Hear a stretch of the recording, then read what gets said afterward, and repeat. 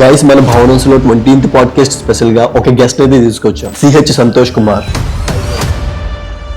ప్రతి middle class వాడికి ఇల్లు అనేది ఒక కళ. అలాంటి ఇల్లు కడుతున్నప్పుడు ఎలాంటి జాగ్రత్తలు తీసుకోవాలనే పాయింట్స్ మీద ఎక్కువ డిస్కస్ చేస్తాము. బిల్డ్ చేసిన 1 year కి క్రాక్స్ చూస్తూ ఉంటాము. అట్లాంటివి ఎందుకు వస్తుంది? సో బేసికల్ గా క్రాక్స్ అనేది మీకోసం తెలంగాణలో రెగ్యులర్ గా తిరిగే ట్రైన్స్ ని ప్రతిరోజు 3-4 hours ఆపేసేవాళ్ళు. ఎందుకు సార్ అట్లా? ఆ 3 గంటలు ట్రైన్స్ వెళ్ళటానికి లేదు, మనం టెస్ట్ చేసుకుంటాం. అట్లా 11 రోజులు.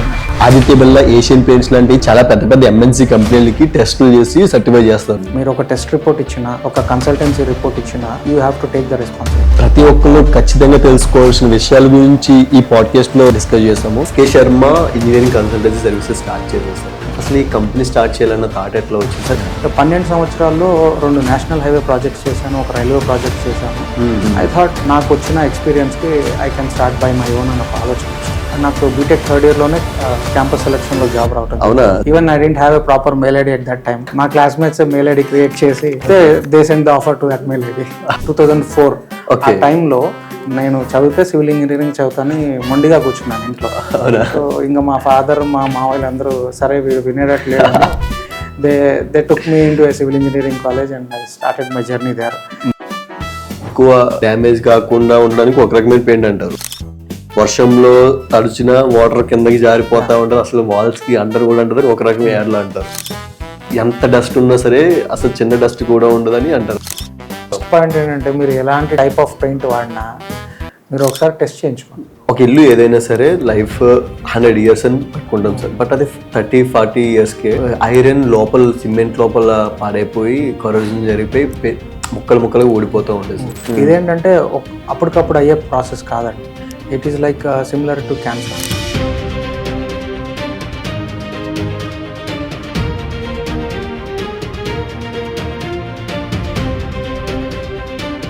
మీరు చూడండి, డాక్టర్ ప్రొఫెషన్ తీసుకున్న వాళ్ళు ఎలా ఉంటారు. In the heart they feel they are doctors from the beginning. Civil engineering కూడా అంతే. వాళ్ళు మనుషుల్ని ఆపరేట్ చేస్తారు, మనం బిల్డింగ్స్ని ఆపరేట్ చేస్తాం. Thank you so much sir. యాక్చువల్గా మీ ఇంటర్వ్యూ కోసం నేను చాలా ట్రై చేశాను. ఎందుకంటే చాలా బ్రిడ్జెస్, BHEL కానీ, అంబర్పేట్ ఫ్లైఓవర్స్ కానీ మీరే లోడ్ టెస్ట్ చేశారు. అండ్ చాలా వరకు గవర్నమెంట్ ప్రాజెక్ట్స్ కానీ, ప్రైవేట్ ప్రాజెక్ట్స్ కానీ సర్టిఫై చేస్తున్నారు లోడ్ టెస్ట్లు అనేది చేసి. సో ఇలాంటి ఇన్ఫర్మేషన్ ఇంకెక్కువ రీచ్ కావాలి అన్న ఇంటెన్షన్తో మా భవనస్ పాడ్కాస్ట్ నుంచి మీకు ట్రై చేసాం సార్. మీరు యాక్సెప్ట్ చేశారు. Thank you so much once again. యాక్చువల్గా సార్ ఇంకొక నేను మెయిన్ ఈ పాడ్కాస్ట్లో ఎక్కువ డిస్కస్ చేయాలనుకున్నది ఏంటంటే ఈ టెస్ట్లన్నీ, లో టెస్ట్ కానీ, ఈ హౌస్ కన్స్ట్రక్షన్లో కావాల్సిన అంటే బిఫోర్ కన్స్ట్రక్షన్ చేయాల్సిన ప్రాసెస్లన్నీ పెద్ద పెద్ద వాళ్ళకి ఆల్రెడీ తెలుసు కాబట్టి చేస్తున్నారు సార్. బట్ రిమైనింగ్ ఈ మిడిల్ క్లాస్ చిన్న ఇల్లు అంటే లైఫ్ టైం డ్రీమ్ సార్. ఒక ఇల్లు కట్టుకోవాలంటే ఒక వాళ్ళకి లైఫ్ టైం డ్రీమ్. సో అలాంటి డ్రీమ్ ఫుల్ఫిల్ చేసుకుందాం అంటే బిఫోర్ గోయింగ్ టు కన్స్ట్రక్షన్ వాళ్ళకి కావాల్సిన ప్రికాషన్స్ తీసుకోవట్లేదు. సో అవి అంటే ఓన్లీ సివిల్ వాళ్ళే కాకుండా నార్మల్ వాళ్ళకి కూడా ఈ కాన్సెప్ట్ అర్థం అవ్వాలని నేను కొద్దిగా నీట్గా వాళ్ళు కూడా టచ్ చేస్తూ మేము కొన్ని క్వశ్చన్స్ చేస్తాను sir. If you don't mind మీరు చెప్పండి సార్. అండ్ నా ఫస్ట్ క్వశ్చన్ ఏంటంటే, ఒక ఇల్లు కన్స్ట్రక్ట్ చేసుకోవాలి, ఏదైనా అపార్ట్మెంట్ కానీ కన్స్ట్రక్ట్ చేయాలంటే ఫస్ట్ తీసుకోవాల్సిన ప్రికాషన్స్ ఏంటి సార్? సో ఫస్ట్ ఏంటంటే మన దగ్గర సపోజ్ ఒక ప్లాట్ కానీ ఏమైనా ఉందనుకోండి, ఆ ప్లాట్కి మనం ఫస్ట్ సర్వే చేయించుకోవాలి. వెదర్ మన ల్యాండ్ డాక్యుమెంట్స్ ప్రకారంగా ప్లాట్ ఉందా లేదా చెక్ చేసుకోవాలి. సో దాని తర్వాత ఏంటంటే మనకి ఒక డిజైన్ కావాలి. సో స్ట్రక్చర్ మనం ఎన్ని ఫ్లోర్స్ కడుతున్నాము, G+1 or 2 or 3 or 4. So అలా మనం ఎన్ని ఫ్లోర్స్ కడుతాము అనేది దానికి ఒక డిజైన్ కావాలి. సో బిఫోర్ మనం ఒక డిజైన్ చేస్తాం, మనకి కావాల్సింది సాయిల్ ఇన్వెస్టిగేషన్. సో సాయిల్ మన దగ్గర ఉన్న ప్లాట్లో ఉన్న సాయిల్ యొక్క బేరింగ్ కెపాసిటీ ఎంత ఉందో తెలుసుకోవాలి. సో ఆ సాయిల్ బేరింగ్ కెపాసిటీకి మనం టెస్ట్ చేస్తాం అనమాట. There are many methods. అందులో చాలా రకాల టెస్ట్లు ఉంటాయి అనమాట. సో ఆ టెస్ట్ చేస్తే ఏంటంటే మనకి బేరింగ్ కెపాసిటీ ఆఫ్ సాయిల్ తెలుస్తుంది. సో మనకి సాయిల్ యొక్క బేరింగ్ కెపాసిటీ తెలిసాక డిజైన్ అనేది స్టార్ట్ చేస్తాం అనమాట. సో దట్ ప్రైమరీ థింగ్ ఏంటంటే మనకున్న సాయిల్ కండిషన్ ఎలా ఉందో తెలుసుకోవాలి. సో ఆ బేరింగ్ కెపాసిటీ అరైవ్ అయిన తర్వాత డిజైన్లోకి మనం we have to enter in to the design stage. So design అనేది అయిపోయిన తర్వాత మనకి ఫుటింగ్స్ ఫౌండేషన్ ఎలాంటి ఫౌండేషన్ యూజ్ చేయాలి, కాంక్రీట్ ఏ గ్రేడ్ కాంక్రీట్ వాడాలి, స్టీల్ ఎంత రీఎన్ఫోర్స్మెంట్ మనకి పర్చేస్ చేసుకోవాలి. సో ఇవన్నీ అనమాట. సో ప్రైమరీ థింగ్ ఏంటంటే it starts with the survey and then you have to assess the ground conditions by doing geotechnical investigations. And తర్వాత డిజైన్ అయిన తర్వాత సో ఎలాంటి కాంక్రీట్ కావాలి, దాని స్ట్రెంగ్త్ ఎంత ఉండాలి. సో మనకి కాంక్రీట్ మిక్స్ చేసేటప్పుడు ఆల్వేస్ ప్రిఫర్ వే బ్యాచింగ్. సో వాల్యూమ్ బ్యాచింగ్ అనేది ఒకటి ఉంటుంది. అంటే ఇప్పుడు మీకు చూస్తే చాలా మటుకి చిన్న హౌసెస్ ఏదైతే G+1 G+2 ఎండప్ అయిపోతాయో వాళ్ళన్నిటికీ వాల్యూమ్ బ్యాచింగ్ లోకి వెళ్ళిపోతారు. So volume బ్యాచింగ్ in the sense మనకు ఒక సైట్ లో మిల్లర్ వచ్చేస్తుంది, దాంట్లోనే cement, aggregate, sand, water mix చేసేసి దానికి కన్స్ట్రక్షన్లో యూజ్ చేస్తాం. బట్ ఇదంతా ఏంటంటే ఓ నార్మల్ M20 గ్రేడ్ దాకా అయితే మనకి రావచ్చు. అది కూడా కష్టం, ఎందుకంటే ఎప్పుడైతే వాటర్ సిమెంట్ రేషియో అనే ఒకటి ఉంటుంది. సో మనం particular amount of cement use చేసినప్పుడు దానికి ప్రిస్క్రైబ్డ్ వాటర్ సిమెంట్ రేషియో ఉంటుంది అనమాట. ఓకే. సో ఒక 1 బ్యాగ్ ఆఫ్ సిమెంట్ తీసుకుంటే 20 లీటర్స్ కంటే ఆర్ 20 kgs కంటే వాటర్ ఎక్కువ యూజ్ చేస్తే స్ట్రెంగ్త్ డ్రాప్ అయ్యే ఛాన్సెస్ ఉంటాయి. ఇర్రెస్పెక్టివ్ ఆఫ్ యాడింగ్ వాటర్, అంటే మీరు ఎలాంటి సిమెంట్ వాడినా కానీ. సో సిమెంట్ అనేది పక్కన పెడితే వాటర్ అనేది కంట్రోల్లో ఉండాలి. Then only you will able to get the desired strength. So ఆ స్ట్రక్చర్లో డిజైన్లో మనకి కావాల్సిన స్ట్రెంగ్త్ అచీవ్ అవడానికి మెయిన్ ఏంటంటే వాటర్. సో వాటర్ అనేది ఓవర్ డోస్ చేసుకుంటే స్ట్రెంగ్త్ డ్రాప్ అయ్యే ఛాన్సెస్ ఉంటుంది, ఎంత సిమెంట్ వాడినా, ఎలాంటి సిమెంట్ వాడినా. ఓకే. సో ఇంకొకటి ఏంటంటే మనకి దీనికి వే బ్యాచింగ్ అనేది ప్రిఫర్ చేయాలి. వే బ్యాచింగ్ ప్రిఫర్ చేసుకొని మనం ఇది చేయాలి. And first point another, concrete చేసేటప్పుడు క్వాలిటీ ఆఫ్ ది వాటర్ అనేది కూడా అసెస్ చేసుకోవాలి. సో మనకి ఒక్కొక్క ఏరియాలో ఒక్కొక్క కైండ్ ఆఫ్ వాటర్ అనేది అవైలబుల్ ఉంటుంది. బోర్ వాటర్ కన్సిడర్ చేస్తే మనకి ఇండియన్ స్టాండర్డ్స్ IS 456 అనే ఒక స్టాండర్డ్ ఉంది. దాంట్లో వాటర్కి ఒక 8 పారామీటర్స్ చెక్ చేసుకోవాలి. Before using it in construction we have to get the water sample assessed for the 8 parameters. ఆ 8 పారామీటర్స్లో సూటబుల్ అని వచ్చినప్పుడే మనం కన్స్ట్రక్షన్లో యూజ్ చేయాలి. యాక్చువల్గా అంటే మధ్యలో కొన్ని అడుగుదాం అనుకున్నాను సార్, అంటే ఇంకా డిస్టర్బ్ చేయడం ఎందుకు అనట్లేదు. బట్ మనం అక్కడ వాటర్ యూజెస్ అని చాలా ఇంపార్టెంట్ అన్నారు కదా సార్. అంటే నార్మల్ కన్స్ట్రక్షన్స్లో ఏ వాటర్ పడితే వాటర్ వాడేస్తున్నాం సార్. అంటే ఇప్పుడు వాళ్ళ దగ్గర బోర్ పెట్టుకున్నామంటే అది సాల్ట్ లిటిల్ బిట్, కొన్ని ఏరియాలో సాల్ట్ వాటర్ వస్తుంది, కొన్ని ఏరియాలో నార్మల్గా వస్తుంది. ఆ వాటర్ కూడా యూజ్ చేస్తున్నాం కన్స్ట్రక్షన్కి. అంటే అది వితౌట్ టెస్టింగ్ ఆ వాటర్ యూజ్ చేస్తే ఎన్ని ప్రాబ్లమ్స్ ఉంటాయి సార్? సో ఇప్పుడు మేజర్గా వాటర్లో ఈ TDS అంటాం, అవును, టోటల్ డిజాల్వ్ సాలిడ్స్, ఇవి కనుక ఎక్కువ ఉన్నాయనుకోండి కాంక్రీట్ యొక్క durability over a period of time తగ్గిపోతుంది. ఓకే. అండ్ రెండోది ఆ వాటర్ శాంపుల్లో క్లోరైడ్స్ అండ్ సల్ఫేట్స్ కూడా అసెస్ చేయాలి. ఓకే. క్లోరైడ్ కంటెంట్ వాటర్లో ఎక్కువ ఉండటం వల్ల మెజారిటీ ఆఫ్ ది బిల్డింగ్స్ మనం జనరల్గా కరోజన్ చూస్తుంటాం. కోస్టల్ ఏరియాస్లో కరోజన్ అనేది ఇది కామన్ థింగ్, ఎందుకంటే అక్కడ వాటర్లో సాల్ట్స్ ఉండటము అండ్ ఆ కరోజివ్ అట్మాస్ఫియర్ కోస్టల్ ఏరియాస్లో. బట్ అలాంటి కండిషన్ హైదరాబాద్లో బిల్డింగ్స్ కూడా వచ్చేసినాయి. అది మేజర్లీ ఎందుకంటే మనకి వాటర్లో ఉన్న క్లోరైడ్స్ మనం టెస్ట్ చేయకపోవటం వల్ల, అందులో ఆ మనకున్న పర్టికులర్ సైట్లో ఆ బోర్ వాటర్లో కనుక క్లోరైడ్స్ ఎక్కువ ఉండటం వల్ల కూడా స్టీల్ అనేది, రీఇన్ఫోర్సింగ్ స్టీల్ అనేది కరోడ్ అయ్యే ఛాన్సెస్ ఉంటాయి. సో కాంక్రీట్లో యూజ్ చేసే వాటర్ అనేది క్లోరైడ్స్కి, సల్ఫేట్స్కి, pH వాల్యూ, ఆల్కలినిటీ, TDS ఇవన్నీ చెక్ చేసుకోవాలి. అది కాస్ట్ కూడా చాలా నామినల్ ఉంటాయండి. మనకి 1000-1500 రూపీస్లో టెస్ట్ చేయించుకుంటే వాటర్ ఎంటైర్ బిల్డింగ్కి మనం సేఫ్ చేసే ఛాన్సెస్ వస్తాయి అన్నమాట. అంటే తాగడానికే చెక్ చేసుకోవట్లేదు సార్ నార్మల్గా. ఇంకా కన్స్ట్రక్షన్ కంటే ఛాన్సెస్ చాలా తక్కువ. Most of the people don't know that water అనేది మనం టెస్ట్ చేయించుకోవాలి. టెస్ట్ చేయించుకుంటే అది సూటబిలిటీ ఫర్ కాంక్రీటింగ్ కాదా అనేది తెలుస్తుంది అనేది చాలా మందికి తెలియదు. అవును. సో అది చేయించుకుంటే ఏంటంటే your structure will be safe. Okay. So ఆ వాటర్ అనేది అంత ప్రైమరీ థింగ్ అనమాట కన్స్ట్రక్షన్లో. అండ్ సిమెంట్ కూడా మనకి లేటెస్ట్ మ్యానుఫ్యాక్చర్ సిమెంట్ అనేది తీసుకుంటే బెటర్, ఎందుకంటే cement as it ages it may lose it strength. So preferred ఏంటంటే సేమ్ మంత్ ఆఫ్ మ్యానుఫ్యాక్చరింగ్లో అయిన సిమెంట్ యూజ్ చేయటం అనేది ప్రిఫరబుల్ అనమాట. Okay. Civil students, civil engineers and civil తీసుకుందాం అనుకునే వాళ్ళ కోసం మన భవనం CTC ఎప్పుడు రెడీగానే ఉంటుంది. కొత్త టెక్నాలజీస్, కొత్త ఐడియాస్ని ఇంప్లిమెంట్ చేసుకోవాలి, అడాప్ట్ చేసుకోవాలి అనుకుంటే మన భవనం CTC యాప్ ప్లే స్టోర్లో అవైలబుల్గా ఉంది. ఇన్స్టాల్ చేసుకోండి. అండ్ రెగ్యులర్గా అందులో కొత్త ఐడియాస్ గురించి డిస్కస్ చేస్తుంటారు, కొత్త సాఫ్ట్వేర్స్ గురించి అందులో డిస్కస్ చేస్తుంటారు. ఇప్పుడే వెళ్ళి ప్లే స్టోర్లో ఉన్న భవనం CTC యాప్ ఇన్స్టాల్ చేసుకొని చెక్ చేయండి, మీ స్కిల్స్ని అప్గ్రేడ్ చేసుకోండి. సార్ సిమెంట్ గురించి మనం మాట్లాడదాం సార్. అంటే ఇప్పుడు సిమెంట్ ఓకే ఈ మంత్లో మ్యానుఫ్యాక్చరింగ్ యూజ్ చేయడం బెటర్ అంటారు. కొన్ని ఏరియాస్లో అంటే డ్యూరబిలిటీ అనేది ఉంటుంది కదా సార్, ట్రాన్స్ఫర్ చేయడం అవన్నీ. సో ఆ టైంలో గాలితో మాయిశ్చర్తో కలిపి స్ట్రాంగ్ అయిపోతూ ఉంటుంది సార్. కొన్ని ఏరియాలు ఆ సిమెంట్ కూడా బ్రేక్ చేసి పౌడర్ చేసి యూజ్ చేస్తారు సార్. అది యూజ్ఫుల్ కాదు, అసలు యూజ్ చేయకూడదండి.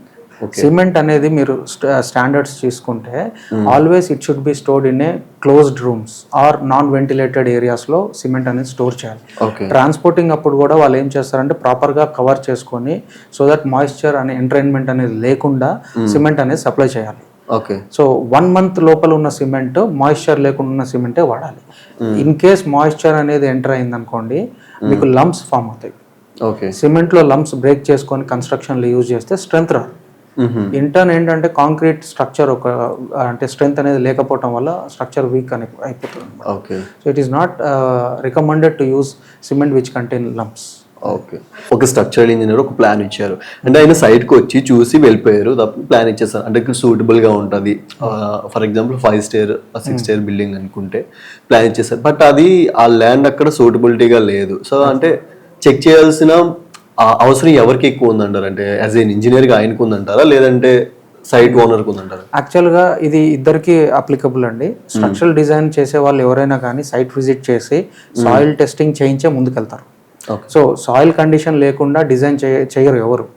So and at the same time building owner responsibility కూడా చూసుకోవటమే, సాయిల్ కండిషన్ ఎలా ఉంది, ఇక్కడ ఎలాంటి ఫౌండేషన్ సూటబుల్ అవుతుంది అనేది ఇట్స్ మ్యూచువల్ రెస్పాన్సిబిలిటీ అని నా ఉద్దేశం. ఓకే, ఒకవేళ ఫర్ ఎగ్జాంపుల్ అది స్ట్రక్చర్ ఎదురు చేయించలేదు, వాళ్ళకి విజువలిటీ అది సెట్ అయిపోద్ది అని కట్టేశారు.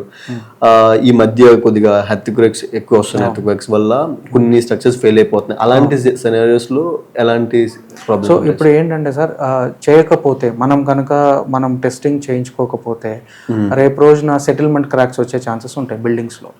సో ఎందుకంటే మనకి బేరింగ్ కెపాసిటీ అనేది సరిగా తెలియదు ఎంత ఉంది అనేది. సో డిజైన్ అనేది ర్యాండమ్ గా చేసేసుకోకుండా డిజైన్ లేకుండా కూడా కట్టే బిల్డింగ్స్ కూడా ఉన్నాయి ఈ రోజుల్లో. But most of the cases అందరూ డిజైనే చేస్తున్నారు. But at the same time ఏంటంటే యాక్చువల్ బేరింగ్ కెపాసిటీ తెలియకుండా మనము అజ్యూమ్ చేసుకొని కనుక చేస్తే సెటిల్మెంట్ ఛాన్సెస్ వస్తాయి. సో కాంక్రీట్ అనేది ఫౌండేషన్ స్ట్రక్చర్ మొత్తం సెటిల్ అయ్యే ఛాన్సెస్ ఉంటాయి. అండ్ సెటిల్మెంట్ కూడా depends on the soil criteria. మన హైదరాబాద్ స్ట్రాటా చాలా రాకీ స్ట్రాటా, డెక్కన్ ప్లాటోలో ఉంటాం. సో రాకీ స్ట్రాటా ఉంటుంది అండ్ హార్డ్ సాయిల్ ఉంటుంది. హార్డ్ సాయిల్ ఉండడం వల్ల సెటిల్మెంట్ తక్కువ ఉంటాయి. బట్ వేరాస్ క్లేయీ స్ట్రాటా ఉన్న చోట కనుక రైట్ టైప్ ఆఫ్ ఫౌండేషన్ వేయకపోతే సెటిల్మెంట్ ఛాన్సెస్ వస్తాయి. బిల్డింగ్స్ లో క్రాక్స్ రావటం అనేది అదే కామన్ థింగ్ అవుతుంది అనమాట. Right sir.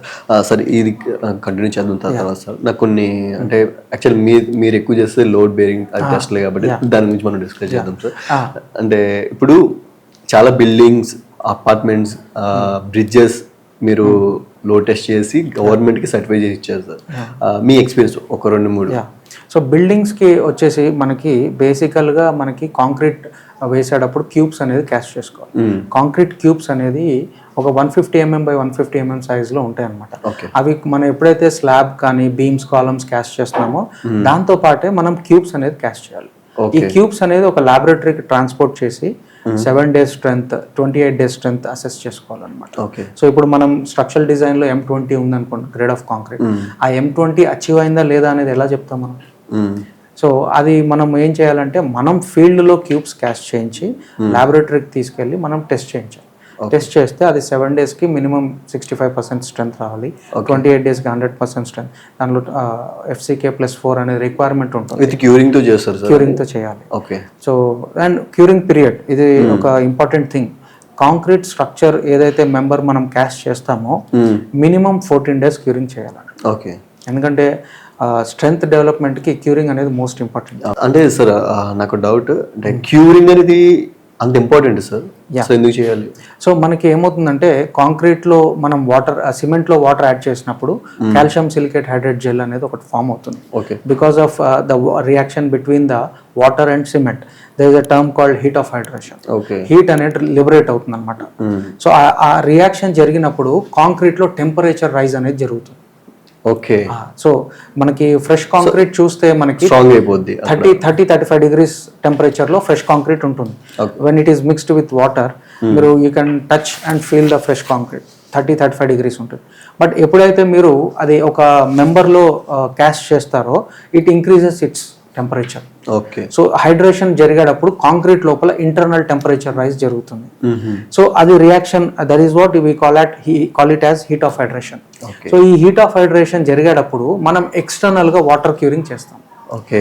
So that internal water అనేది హైడ్రేట్ కాకుండా ఆ టెంపరేచర్ ఎవాపరేట్ కాకుండా టెంపరేచర్ ని అంటే ఆ రియాక్షన్ కోసం అని మనము ఎక్స్టర్నల్ గా కూల్ చేస్తాం. Right sir. ఇప్పుడు ఏమవుతుందంటే క్యూరింగ్ చేయలేదు అనుకోండి, బయట నుంచి మనం క్యూరింగ్ చేయలేదు, internal water gets evaporated. Okay. అప్పుడు ఏమవుతుంది, స్ట్రెంగ్త్ లాస్ అనేది జరుగుతుంది. ఆ రిక్వైర్డ్ హీట్ అనేది జనరేట్ కాదు, ఆ స్ట్రెంగ్త్ డెవలప్మెంట్ అనేది జరగదు. So that is the reason curing అనేది ఎక్స్టర్నల్ గా ఎందుకు చేస్తామంటే మనము ఆ లోపల ఉన్న వాటర్ ని it is sufficient to attain the strength. అది ఎవాపరేట్ కాకుండా హీట్ ఆఫ్ హైడ్రేషన్ లో పార్టిసిపేట్ చేయడానికి దాన్ని ఎవాపరేషన్ కాకుండా ఎక్స్టర్నల్ గా క్యూర్ చేస్తాం. అండ్ మీకు ఒక డౌట్ రావచ్చు, మనం ఎప్పుడు వాటర్ క్యూరింగే చేయాలా అని. Always not required to do water curing when you are having latest methods. మనకి ఇప్పుడు క్యూరింగ్ కాంపౌండ్స్ అని కొత్తగా వచ్చాయి. ఓకే. క్యూరింగ్ కాంపౌండ్స్ అని అందులో చాలా టైప్స్ ఉన్నాయి, wax based, water based, acrylic based అని. సో మనం క్యూరింగ్ కాంపౌండ్ ఒక పెయింట్ లాగా మనం అప్లై చేసిన స్ట్రక్చర్ ఎలిమెంట్ మీద okay you not do regular water curing also. ఉన్నాయి సార్, అది ఇప్పుడు ఉన్నాయి, మార్కెట్లో అవైలబుల్ గా ఉన్నాయి. మీరు ఇప్పుడు మెట్రో రైల్ ప్రాజెక్ట్స్ కానీ ఇన్ఫ్రా ప్రాజెక్ట్స్ కానీ ఇవన్నీ చూస్తే వాటర్ క్యూరింగ్ చేయరు. యాక్చువల్లీ నాకు ఐడియా వచ్చింది సార్. నార్మల్ గా మనం ఇంటి దగ్గర అయితే క్యూరింగ్ చేస్తూ ఉంటాం, బట్ పెద్ద పెద్ద కన్స్ట్రక్షన్స్ లో ఇప్పుడు ఫర్ ఎగ్జాంపుల్ మీరే మెట్రో అన్నారు, అది ఇంటర్లాకింగ్ అలా పెట్టేస్తారు, బట్ క్యూరింగ్ అనేది ఉండదు. అది ఎట్లా అంత స్ట్రాంగ్ గా ఉంటాయి అడుగు. దానికి acrylic based curing compounds coating ఇచ్చేస్తారు. అది ఇచ్చినప్పుడు ఏంటంటే ఆ ఎవాపరేషన్ లాసెస్ అనేది జరగదు కాంక్రీట్ లో. సో అది one of the reason sir. అంటే ఇంకో మీరు స్టార్టింగ్ లో ఒక పాయింట్ రేజ్ చేశారు, అంటే క్యూబ్ టెస్ట్ అనేది తీసుకొచ్చి ల్యాబ్ లో చేస్తామని అన్నారు. అంటే ఒకవేళ ఆ టెస్ట్ లో ఏదైనా ఫెయిల్ అయితే ఆల్రెడీ కన్స్ట్రక్షన్ ఆల్మోస్ట్ అయిపోవచ్చు ఉంటుంది కదా సార్, దాన్ని తీసుకొచ్చి మీరు టెస్ట్ చేస్తారు కదా. ఒకవేళ ఇక్కడ ఏదైనా చేంజెస్ కనిపించే ఈ క్యూబ్ లో అంటే ఆ డెఫిషియన్సీ కనిపించింది అంటే అప్పుడు ఆ స్ట్రక్చర్ యొక్క ప్రాబ్లం ఎట్లా చేస్తారు? బేసికల్ గా ఇప్పుడు క్యూబ్స్ ఫెయిల్ అయ్యాయి అనుకోండి సైట్ లో, ఇది ఇట్స్ జెన్యూన్ క్వశ్చన్. చాలా మందికి దీన్ని ఏం చేయాలనేది తెలియదు. ఫెయిల్ అయినప్పుడు మనము there is some alternative testing. Field లో మనం నాన్ డిస్ట్రక్టివ్ టెస్టింగ్ అని చేస్తాం. నాన్ డిస్ట్రక్టివ్ టెస్టింగ్ అంటే మనం స్ట్రక్చర్ని డిస్టర్బ్ చేయకుండా దాని కండిషన్ అసెస్మెంట్ చేస్తాం. So we can tentatively assess what is the strength in the site also. Cube అనేది మనము ఒక లార్జ్ వాల్యూమ్లో వేసిన కాంక్రీట్ లోంచి స్మాల్ క్వాంటిటీ క్యూబ్స్ ని టెస్ట్ చేస్తాం. వేరే సైట్ లో మనం స్ట్రెంగ్త్ డెఫిషియన్సీ ఉన్నప్పుడు మనం సైట్ లో నాన్ డిస్ట్రక్టివ్ టెస్టింగ్ అని చేస్తాం. అందులో వేరియస్ టెస్ట్స్ ఉన్నాయండి, అల్ట్రాసానిక్ పల్స్ వెలాసిటీ అని, రీబౌండ్ హ్యామర్ టెస్ట్ అని. ఇలాంటివి టెస్ట్ చేయడం వల్ల ఏంటంటే ఆ స్ట్రక్చర్ యొక్క కండిషన్ అసెస్ చేయగలుగుతాం. Based on that we can take a decision. అంటే ఇప్పుడు స్ట్రెంగ్త్ లేదు, నాన్ డిస్ట్రక్టివ్ టెస్ట్ లో కూడా స్ట్రెంగ్త్ అంత కరెక్ట్ గా రాలేదు అనుకోండి, then we will recommend repairs. Structural strengthening కానీ రిస్టోరేషన్ ఆఫ్ ది స్ట్రక్చర్ ఎలా చేయాలనేది స్కీమ్స్ ఇస్తాం అనమాట. So existing under construction building ని కూడా స్ట్రెంత్ చేయొచ్చు, లేదంటే ఓల్డ్ కరోడెడ్ బిల్డింగ్స్ ని కూడా రిపేర్ చేసుకోవచ్చు. అది నెక్స్ట్ క్వశ్చన్ కూడా అడుగుతున్నాను, మీరు చెప్పారు. యాక్చువల్గా అదే ఇప్పుడు మీరు అన్నారు కదా సార్, ఒకవేళ స్ట్రెంత్ తక్కువ ఉందంటే మళ్ళీ రీఎన్ఫోర్స్ చేస్తా అని చెప్పారు. అదే ఓల్డ్ బిల్డింగ్స్ కూడా చేస్తాను కదా సార్. అంటే ఇది ఆల్రెడీ కొత్తది కాబట్టి ఆల్రెడీ అందులో కాస్త స్ట్రెంత్ ఉంటుంది కాబట్టి దీనికి అడిషనల్ గా యాడ్ చేస్తున్నారు. బట్ ఓల్డ్ వాటికి ఆల్రెడీ దాని లైఫ్ అయిపోయింది సార్, మనం అడిషనల్ గా యాడ్ చేసినా సరే ప్రాబ్లమ్స్ ఏమైనా ఉంటాయి? యాక్చువల్గా ఓల్డ్ బిల్డింగ్స్ కి వచ్చేసరికి మనము పీరియాడికల్ మెయింటెనెన్స్ చేసుకోవాలి. ఒక ఇల్లు కట్టాక ఇయర్లీ వన్స్ ఆర్ 6 months ఒకసారి ఒక ఓనర్ ఆఫ్ ది బిల్డింగ్ లాగా మనం ఒకసారి వెళ్ళి ఇన్స్పెక్ట్ చేసుకోవచ్చు. ఇన్స్పెక్ట్ చేసుకుంటే మనకి అసలు ఏమైనా ప్రాబ్లమ్స్ ఉన్నాయా, డాంప్నెస్ ఎక్కడ ఉంది, క్రాక్స్ ఎక్కడ ఉంది అనేది మనం చెక్ చేసుకోవాలి. సో మీరు ఫర్ ఎగ్జాంపుల్ సే మనం ఒక వెహికల్ కొంటాం, 4-wheeler, అది కొన్న వెంటనే 5,000 kilometers వాడు కాల్ చేస్తారు, సార్ బండి సర్వీసింగ్కి తీసుకురండి, ఆయిల్ చేంజ్ చేయాలి, ఇవన్నీ చెక్ చేయాలి అని అంటారు. So at the same time 50,000 kilometers కూడా దే కాల్ అస్, అండ్ మనము ఆ వెహికల్ని సర్వీసింగ్ చేయిస్తాం. And we spend money. When we spend money on that. Car కొంటే సరిపోదు, దానికి ఫ్యూయల్ రీఫిల్ చేస్తే సరిపోదు, you have to maintain it also. Similarly ఒక స్ట్రక్చర్ కూడా once it is constructed, periodical inspection అనేది ఎవరో వచ్చి చేయక్కర్లేదండి. Basic inspection as a owner you can do. ఎక్కడైనా డాంప్నెస్ వచ్చిందా, మైనర్ హెయిర్ లైన్ క్రాక్స్ వచ్చాయా, అప్పుడు యూ హ్యావ్ టు థింక్ ఎస్ దీని మీద మనం చిన్న చేంజెస్ మాడిఫికేషన్ అనేది చేయాలి. better. Okay. క్రాక్ వచ్చింది, డాంప్నెస్ వచ్చింది, సోర్స్ ఐడెంటిఫై చేయాలి. దాన్ని అక్కడలో అరెస్ట్ చేస్తే ఏంటంటే మనకి లైఫ్ ఆఫ్ ది స్ట్రక్చర్ పెంచిన వాళ్ళం అవుతాం. అదే మనం దాన్ని వదిలేసామనుకోండి, అలా డిటీరియేషన్ అనేది ర్యాపిడ్ గా జరుగుతుంది. So over a period of time అలాంటి బిల్డింగ్స్ కూడా రిపేర్స్కి వచ్చేస్తాయి. సో అంటే టైప్ ఆఫ్ రిపేర్ మారిపోతుంది. పీరియాడికల్ ఇన్స్పెక్షన్ అనేది చాలా ఇంపార్టెంట్ సార్. అంటే ఈ మధ్య కొన్ని కన్స్ట్రక్షన్స్ లో అంటే బిల్డ్ చేసిన 1 year కి విత్ ఇన్ ఇయర్ లోనే మనం క్రాక్స్ చూస్తూ ఉంటాము. కొన్ని పైన సిగ్లింగ్స్ ఊడిపోయి లోపల ఐరన్ ఏదైతే ఉందో అది కొరోజన్ కి రావడం చూస్తూ ఉంటాం. అట్లాంటివి ఎందుకు వస్తుంటాయి సార్? సో బేసికల్గా క్రాక్స్ అనేది స్ట్రక్చరల్ క్రాక్స్ ఉంటాయి, నాన్ స్ట్రక్చరల్ క్రాక్స్ ఉంటాయి. ఓకే. సో క్రాక్స్ రావడానికి చాలా రీజన్స్ ఉంటాయి. ఫర్ ఎగ్జాంపుల్ ఇప్పుడు మనము ఇదివరకు మనం కాంక్రీట్లో రివర్స్ హ్యాండ్ వాడేవాళ్ళం చాలా మటుకు. అవును. ఇప్పుడు రివర్స్ హ్యాండ్ అనేది అవైలబిలిటీ తగ్గిపోయింది అండ్ లోకల్లో అవైలబుల్గా ఉండకపోవటం వల్ల ఎవ్రీబడి షిఫ్టెడ్ టు క్రషిడ్ శాండ్. ఈ క్రషిడ్ శాండ్లో ఏంటంటే ఫైన్స్ అనేది ఎక్కువ ఉంటాయి. ఓకే. సో ఈ ఫైన్స్ ఎక్కువ ఉండటం వల్ల ష్రింకేజ్ క్రాక్స్ అనేది వస్తున్నాయి స్లాబ్స్లో కానీ ఇది. సో దానికి మినిమైజ్ చేసుకోవటానికి మనం ఐదర్ వీ కెన్ యూస్ 50-50, అంటే 50% rivers sand, 50% crushed sand, or we can use early curing. Okay. Concrete అనేది ఎప్పుడు సెట్ అవుతుంది అనేది చాలా మందికి ఒక క్వశ్చన్ మార్క్. సో ఇప్పుడు మీరు చూసుకుంటే cement setting different, concrete setting different. Cement test చేసినప్పుడు కంట్రోల్ కండిషన్స్ లో ల్యాబొరేటరీలో దానికి ఒక స్పెసిఫిక్ సెట్టింగ్ టైం ఉంటుంది. But concrete it's not like that. The water cement ratio is different. You use admixtures, you use different kind of material in concrete. So అలాంటప్పుడు ఏమవుతుందంటే దాని setting time అనేది మారిపోతుంది. ఇనిషియల్ సెట్టింగ్ ఆఫ్ కాంక్రీట్ వచ్చేసి 5 to 6 hours ఉంటుంది. Okay. Then itself you can start curing or sprinkling of water. Final setting వచ్చి 10 to 12 hours పడుతుంది. అవునా? ఓకే. సో 12 hours కి ఫైనల్ సెట్ అవుతుంది కాంక్రీట్. సో ఒక 8 hours తర్వాత మీరు ఇమీడియట్ గా క్యూరింగ్ స్టార్ట్ చేస్తే ఈ ష్రింకేజ్ క్రాక్స్ అనేది రెడ్యూస్ చేయగలుగుతారు. ఓకే. అండ్ బికాస్ మీరు ఒకవేళ ఓపెన్ ఏరియాలో కన్స్ట్రక్షన్ చేస్తున్నారు, wind velocity is also factor. అంటే ఓపెన్ ఏరియాకి క్లోజ్డ్ ఏరియా కూడా డిఫరెన్స్ ఉంటుంది సార్.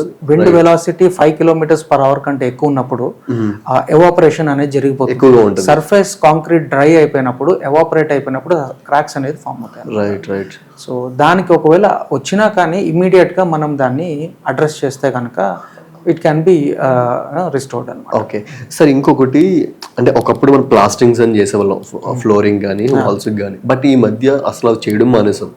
ఏంటంటే అది ఆటోమేటిక్ సరిపోతుందని సీలింగ్ అయితే అట్లా వదిలేస్తున్నారు, బట్ చేస్తే లిటిల్ బిట్ వాల్స్ చేస్తున్నారు. అట్లా దాని వల్ల ఏమన్నా డిఫెక్ట్ ఏమైనా ఉంటుందా? అట్లా ఏం లేదండి. ప్లాస్టింగ్ అనేది ఒక ట్రెడిషనల్ మెథడ్ మనం ఎప్పటి నుంచో చేస్తున్నాము. అవును. It is like providing cover or protection to the structure.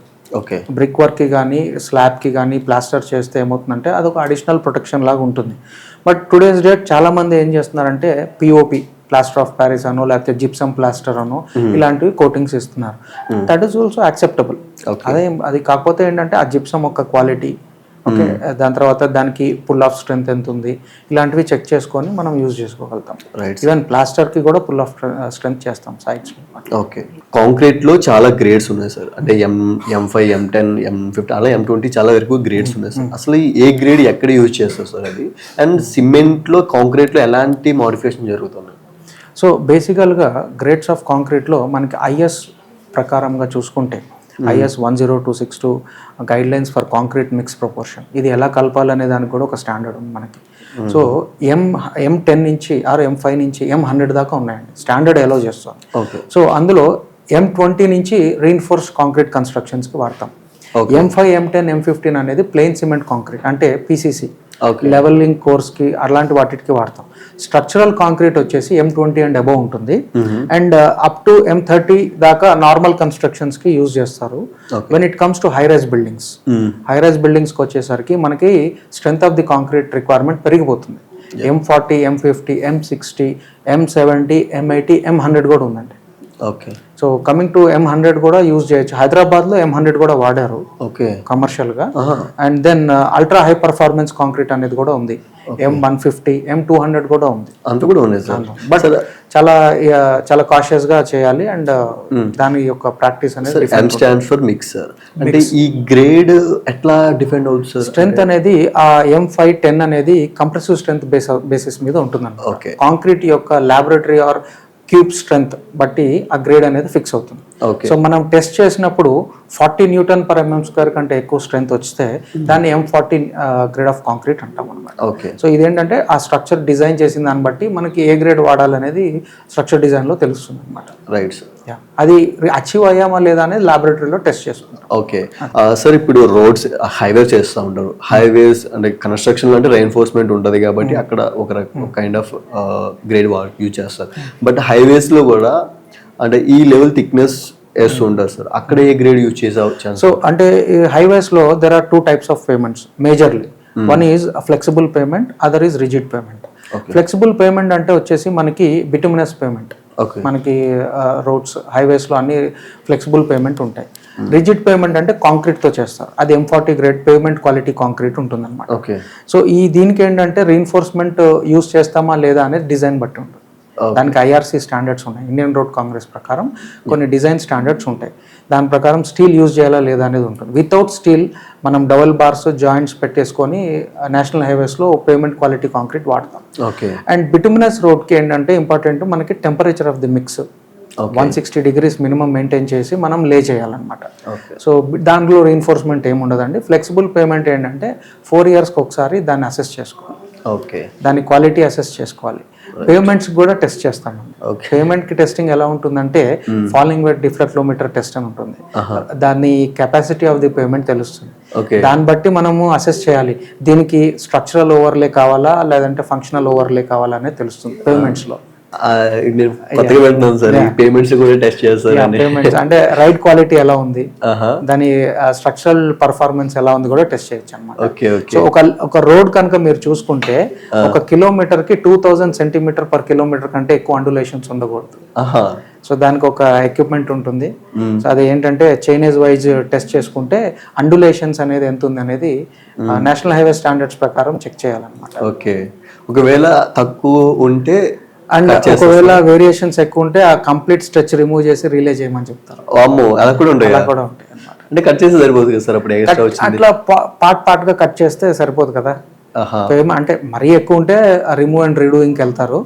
But ఏమైనా అండులేషన్స్ ఎక్కువ ఉన్నాయంటే పార్ట్ లొకేషన్స్ లో చేసుకోవచ్చు. ఓకే. ఓకే సార్, అంటే మనం మళ్ళీ కంటిన్యూ చేద్దాం సార్. ఒకసారి మీ గురించి కూడా నేను తెలుసుకోవాలనుకుంటున్నాను. SK Sharma engineering consultancy services start చేశారు సార్. బిఫోర్ వేరే గవర్నమెంట్ ప్రాజెక్ట్లో చేశారు, చాలా ప్రాజెక్ట్స్లో చేశారు. అసలు ఈ కంపెనీ స్టార్ట్ చేయాలన్న థాట్ ఎట్లా వచ్చింది సార్? మీ కంపెనీలో ఎట్లాంటి వర్క్ జరుగుతుంటాయి సార్? బేసికల్గా నాకు 2020లో నేను ఈ SK శర్మ ఇంజనీరింగ్ కన్సల్టెంట్స్ అనేది స్టార్ట్ చేశాను. So private limited company. So నేను ఈ స్టార్ట్ చేసే ముందు నేను 12 years I worked as a employee. 12 సంవత్సరాల్లో 2 నేషనల్ హైవే ప్రాజెక్ట్స్ చేశాను, ఒక రైల్వే ప్రాజెక్ట్ చేశాను. ఆ తర్వాత ఈ third party construction material testing and consultancy సర్వీసెస్లో కన్సిడరబుల్ పీరియడ్ ఉన్నాను అనమాట. సో నాకు ఈ లైన్ ఆఫ్ యాక్టివిటీస్లో ఎక్స్పీరియన్స్ గెయిన్ అయిన తర్వాత ఐ థాట్ నాకు వచ్చిన ఎక్స్పీరియన్స్కి I can start by my own అని ఒక ఆలోచన వచ్చింది. So that market requirement, industry requirement బట్టి మూవ్ అయ్యాను అనమాట. యాక్చువల్లీ నేను రీసెర్చ్ చేసినప్పుడు ఇట్లాంటి కంపెనీస్ మన త్రూఅవుట్ తెలుగు స్టేట్లో చాలా తక్కువ ఉన్నాయి సార్. నాకు డిఫరెంట్ అనిపించింది. ఇట్లాంటి కంపెనీస్ అంటే చాలా అవసరం కదా, ఎందుకు తక్కువ ఉన్నాయని కూడా అనిపించింది. అంటే ఇలాంటి ఎక్స్పీరియన్స్ చాలా లిమిటెడ్ ఫీల్డ్స్ వాళ్ళకే ఉంటుంది. సో కొత్తగా కట్టే కన్స్ట్రక్షన్స్ కి ఫీల్డ్ ఇంజనీర్స్ చాలా మంది కావాల్సి వస్తుంది. అండ్ దాంట్లో కూడా మీకు క్వాలిటీ ఇంజనీర్స్ కావాల్సి వస్తుంది, design engineers, quantity surveyors. Field లో చాలా ఎక్స్పీరియన్స్, చాలా మంది రిక్వైర్మెంట్ కాబట్టి మీకు అవైలబిలిటీ ఆఫ్ ది రిసోర్స్ ఎక్కువ ఉంటుంది. వెరాజ్ ఈ థర్డ్ పార్టీ టెస్టింగ్ సర్వీసెస్లో ఏంటంటే స్టాండర్డ్స్ ప్రకారంగా టెస్ట్ చేస్తాము. రెండోది ఏంటంటే దీనికి అక్రిడేషన్స్ కావాలి, సెంట్రల్ గవర్నమెంట్ అప్రూవల్స్ కావాలి, ఇలాంటి వాటికి. సో ఇలాంటి కంపెనీస్లో వర్క్ చేసిన వాళ్ళు లిమిటెడ్గా ఉంటారు, ఎందుకంటే ఇలాంటి వర్క్ చేసే వాళ్ళు తక్కువ మంది ఉన్నారు.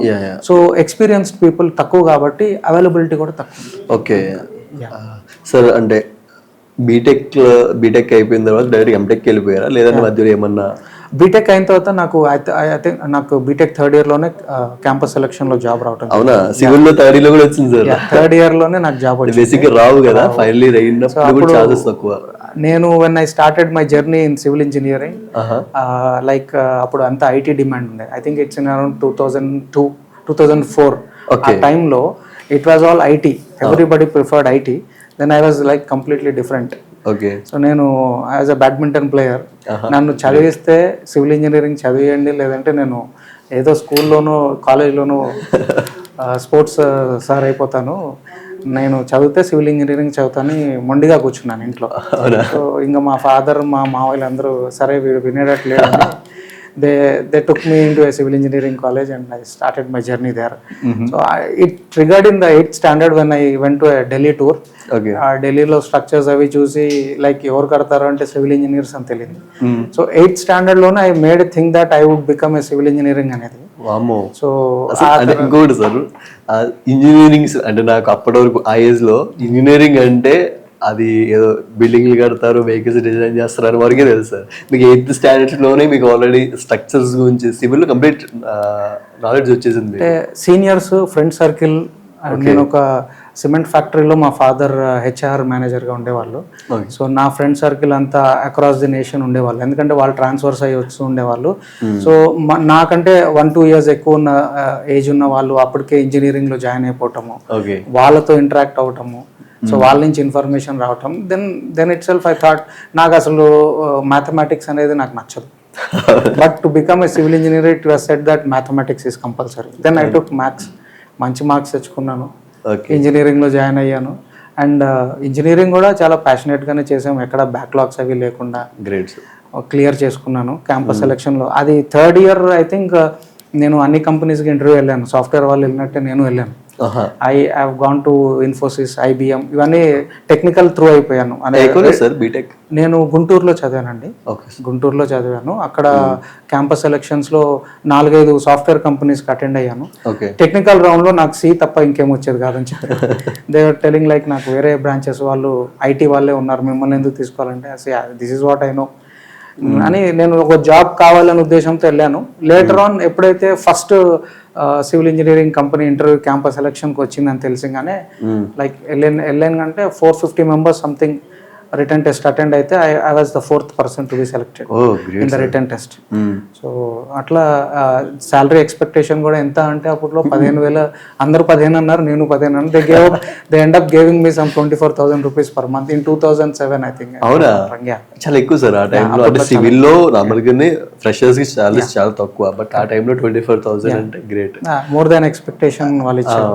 Even I didn't have a proper mail ID at that time. అవునా, మా క్లాస్మేట్స్ మెయిల్ ఐడి క్రియేట్ చేసి ఇస్తే they send the offer to that mail ID.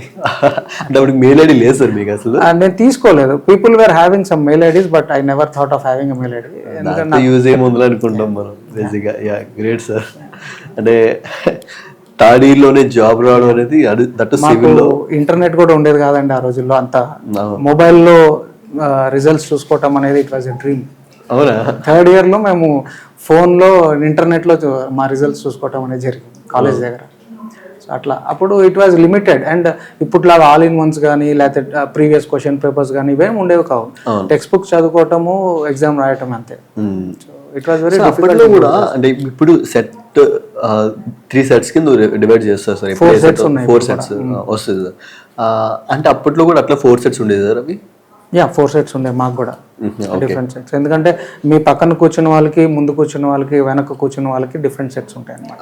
So that you know copying అనేది జరగకుండా ఉండటానికి. గ్రేట్, ఎందుకంటే నేషన్ బిల్డ్ చేసేవాళ్ళు, అక్కడ కాపీ జరిగిందంటే అంతా అయిపోయినట్టే. బట్ నేను చెప్పేది ఏంటంటే if somebody chooses civil engineering, it should be like a ప్యాషన్లోనే తీసుకోవాలి. ఏదో సీట్ వచ్చిందని మాత్రం నేను రికమెండ్ చేయను. ఎందుకంటే మీరు చూడండి, డాక్టర్ ప్రొఫెషన్ తీసుకున్న వాళ్ళు ఎలా ఉంటారు, వాళ్ళకి in the heart they feel they are doctors from the beginning. అట్లాంటి వాళ్ళే they can survive in the industry. ఇలా సివిల్ ఇంజనీరింగ్ కూడా అంతే, వాళ్ళు మనుషుల్ని ఆపరేట్ చేస్తారు, మనం బిల్డింగ్స్ని ఆపరేట్ చేస్తాం. సో ఏంటంటే ఇది కూడా ఒక ప్యాషన్తో చేయాల్సిన సబ్జెక్ట్ అనేది నా అభిప్రాయం అన్నమాట. Great sir. సార్ అంటే మీకు జాబ్ వచ్చింది కదా, జాబ్ వచ్చిన తర్వాత అంటే జాబ్లోకి వెళ్ళిపోయారా? మరి ఎంటెక్ ఎప్పుడు అయింది సార్? నేను నా ఇంజనీరింగ్ అయిన వెంటనే నేను జాబ్లోకి జాయిన్ అయిపోయాను. సో 2 years ఒక రోడ్ ప్రాజెక్ట్ చేశాను మధ్యప్రదేశ్లో. తర్వాత గుజరాత్కి ట్రాన్స్ఫర్ చేయడం జరిగింది. గుజరాత్లో 2 years ఒక నేషనల్ హైవే ప్రాజెక్ట్ చేశాను. ఆ తర్వాత ఇవన్నీ పెద్ద కంపెనీస్ అండి. అప్పటికే 700 crores ప్రాజెక్ట్స్ అండి అవన్నీ.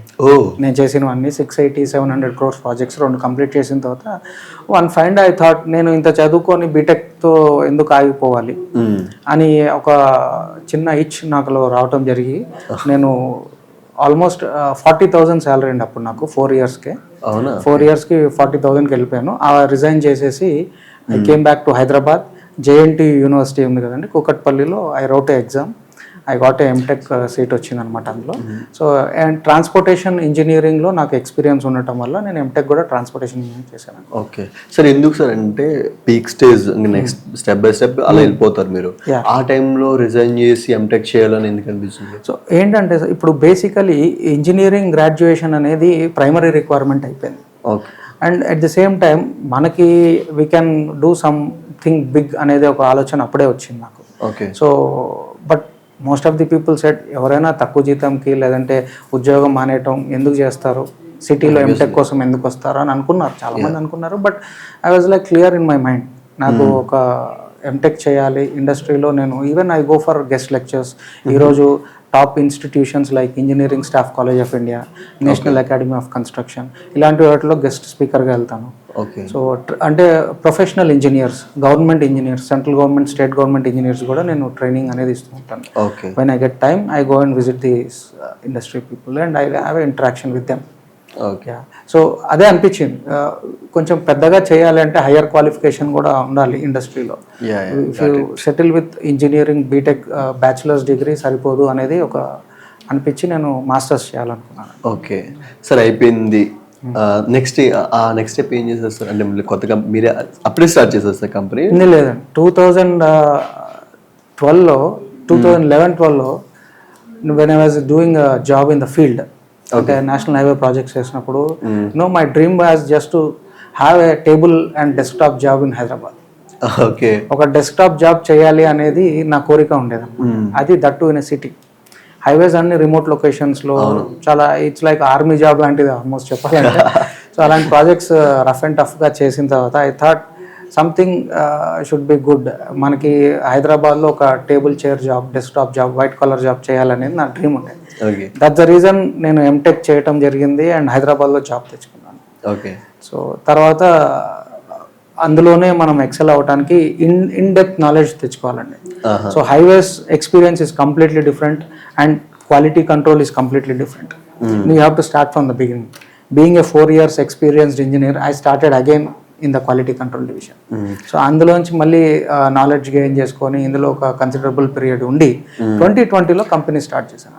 ఓకే. సో అదే ఈ సివిల్లో మెయిన్ ఉండేది ఇదే సార్, ఒక ఫీల్డ్ మనం స్టిక్ అయిపోయి కంటిన్యూ అయిపోయినా ఒక ఫీల్డ్ స్విచ్ అవ్వాలనుకున్నా సరే మళ్ళీ బిగినింగ్ నుంచి నేర్చుకోవాలి ప్రతిదీ కూడా. సార్ మీరు ఆల్రెడీ ఒక కంపెనీలో పీక్ స్టేజ్లో ఉన్నారు సార్, అంటే కంపెనీకి కావాల్సినంత స్ట్రెంత్ మీరు ఇచ్చేస్తున్నారు. కానీ మీరు మళ్ళీ కొత్తగా కంపెనీ స్టార్ట్ చేయాలన్న థాట్ ఎట్లా వచ్చింది సార్ మీకు?